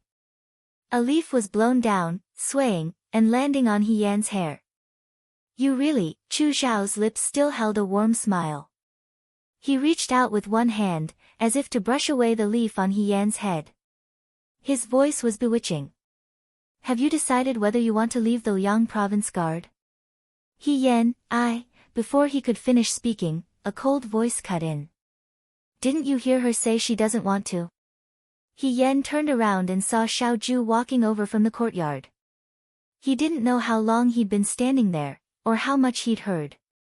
In the darkness of the night, his tall and handsome figure walked to He Yan's side, bringing with him the chill of the night. Could this be considered, being caught red-handed trying to poach someone? He Yan complained incessantly in his heart. How could he encounter Xiaoju every time something bad happened recently? He was afraid that the misunderstandings would only grow deeper. She retreated behind Xiaoju and coughed lightly. "Commander, fourth young Master Chu came to say goodbye to me. As for traveling together, it was just a joke. How could I leave the Liang province guard? That's impossible." Xiaoju looked at her expressionlessly. Suddenly, he reached out and pretended to hit her head. He Yan was startled. In the next moment, his fingertips landed on the leaf above He Yan's head. With a light flick, the leaf slowly fell to the ground. He Yan stared at the leaf on the ground and cursed in his heart. So he wanted to sweep the leaves for her. Even sweeping the leaves was so murderous. It seemed that whenever Xiaoju saw her together with Chu Zhao, he would be especially angry. Fortunately, Chu Zhao was about to leave the Liang province guard. He Yan rejoiced in his heart. In the future, there would not be such misunderstandings. "Go in," Xiaoju said. "I have something to say to fourth young Master Chu." He Yan was stunned for a moment. He looked at Xiaoju's expression. Although he was angry, his expression was calm. This person was always calm. No matter how angry he was, he would not beat up Chu Zhao. He Yan did not want to speak up for Chu Zhao.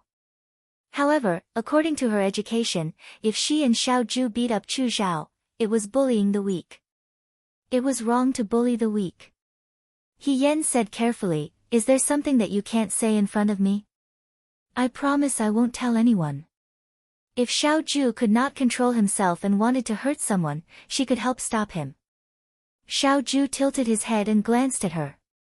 With this glance, He Yan did not have any words of persuasion to say. She coughed lightly. "Then I'll go in first. You guys can talk slowly. You must be calm. Fourth young Master Chu, I'm leaving." Chu Zhao did not get angry. He only smiled and picked up the sachet on the table. He handed it to He Yan. "Give this to Brother He. I have many more. If Brother He wears it, you won't have to worry about mosquitoes at night." One does not hit a smiling person. Under Xiaoju's knife-like gaze, He Yan did not know what kind of courage he used to accept it. She thought to herself, "Forget it. It's just this once.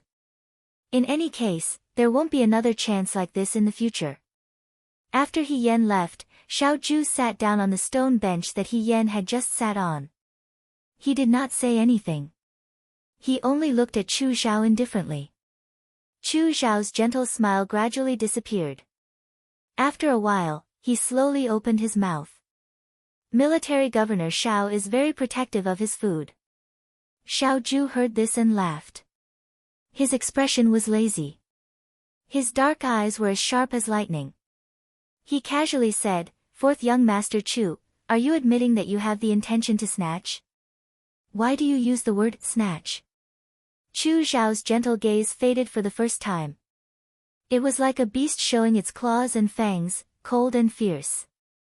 "She is your subordinate, not your woman." At least, the young man curled his lips. "She is mine." Chu Zhao did not comment. "But now, how can Military Governor Xiao guarantee that yours will not become mine in the future? If you don't want to live under the night sky," the young man's side profile was delicate. A trace of mockery appeared at the corner of his mouth. He said sarcastically, "You can try." You're tuning in to the Blissful Bookshelf YouTube channel. We're so grateful for your support, and don't forget to subscribe to join us on this incredible journey through captivating stories. Your generosity through donations truly makes a world of difference, as it's the primary source of revenue that allows me to expand and enhance this channel for you. Thank you from the bottom of my heart for being a part of this adventure.